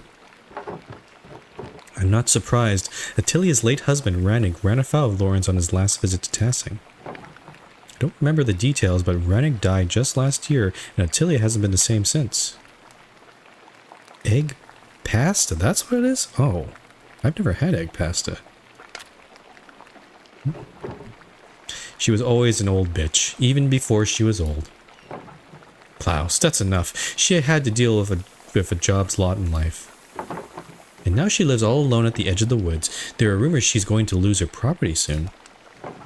I do pity her, even if she is a bit... bitter woman. There should be some exception in the law for her to inherit. It seems like it would be more just, yes. It wasn't always this way. I think my great-grandmother inherited this land way back when. Well, if men change it, they can change it back. You're right, as always, my dear. Enough about Attilia. Is there anyone else you think might have done it? I don't know if he has any ill intent, but Prior Ferenc has been acting strangely since the day Lawrence arrived. Perhaps an academic disagreement? I know they're both avid readers, both of classics and new works. On his last visit, the Baron bought a book on astronomy for me. Oh, interesting. I know the Prior has some similar interests. But would the Prior kill someone over a simple disagreement? It's not as strange as one you might think. Within the world of astronomy, some have opinions they would kill for. What is an opinion for some is a testament of faith for others and worth killing for. It's very true. That may be so, but I've never seen that sort of anger in Prior Ferenc, not even when Gerna was made abbot instead of him. Oh, did not know that. That would be enough of a motive, being passed up for becoming abbot. Afterward, he seemed bitter, but never violent. That just doesn't seem part of his character. I get the feeling like Prior Ferenc's like kind of he's on the down low. He's trying to sneakily do something. We just don't know what. He's not going to be quite outright with it. So Lucky, the widow, and the Abbey Prior. Anyone else? There was something strange about when we approached the Abbey together. Mother Cecilia was outside with some of the sisters. Mother Cecilia scowled and took the nuns inside without saying a word. It sounds like they have a history at least. And farmer's bread. I do not know Mother Cecilia personally, but I've never heard anyone speak badly of her.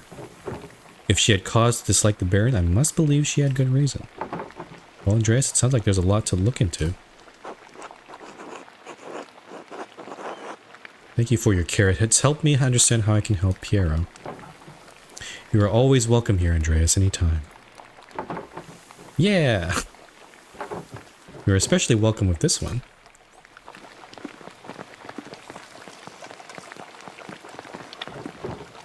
God be with you, Andreas.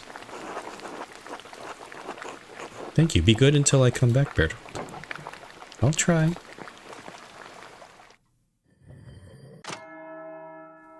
Two days remain. I have several leads to follow, but where should I start? I could talk to Lucky Steinauer. He's probably working in front of his house. The widow Kemperin lives south of here near Franz Bauer. Prior Ferenc is usually at the scriptorium, but I won't be able to talk to him until tomorrow. Okay, so we can't do that one. So nothing would prevent me from talking to Mother Cecilia in the convent. But if I don't attend Brother Florian's examination at the Abbey, he'll have to do without me. That seems like something to do. Okay. Alright. So, yeah, we got lots of options here. I think this is probably a good time to call it for today's stream, I think. Like this, we'll do this at the next stream and we'll have a lot of different options, but I think this is probably, that was a good intro to this game. It set up the situation, and yeah. I think I'm enjoying this game so far. It has a lot of little charms that are, I mean, there's no voice acting, but I don't mind reading all of the dialogue. But yeah, I'm enjoying it. I think I will continue. I will definitely continue playing it for a bit. But I think that's going to be all for today. Let me see if I can close this game here. I think it'll save. You game last saved 2 minutes ago. I think that's about it. Yeah. Okay. All right. The plan for the rest of this week, my schedule is kind of in flux right now, but I'm planning to usually I would stream on Friday, but I'm probably going to be doing something else on that day. So I'm going to move my stream day forward to Thursday. So tomorrow. So tomorrow we'll be doing a stream. I think we'll be just going back to News Tower and trying to continue with that a bit further. Maybe we can get to a point where we can actually maybe encroach on another company, or maybe unlock the foreign news, which that foreign news radio tower. So I'll look forward to that. And then we'll come back to, since we've done dispatch, so probably next Monday or Tuesday, probably next week we'll come back to Pentiment and finish it off. From what I heard, or at least saw online, the playtime is about 20 to 25 hours, so it's going to take a few streams to get through it, unlike dispatch, which is like literally 2 streams. But no, I'm enjoying it, and I think we'll just work through it as much as we can for the time being. All right. Thanks anyone who's watching the stream. I appreciate you taking the time, and I will see you tomorrow with News Tower, and I'll see you next time.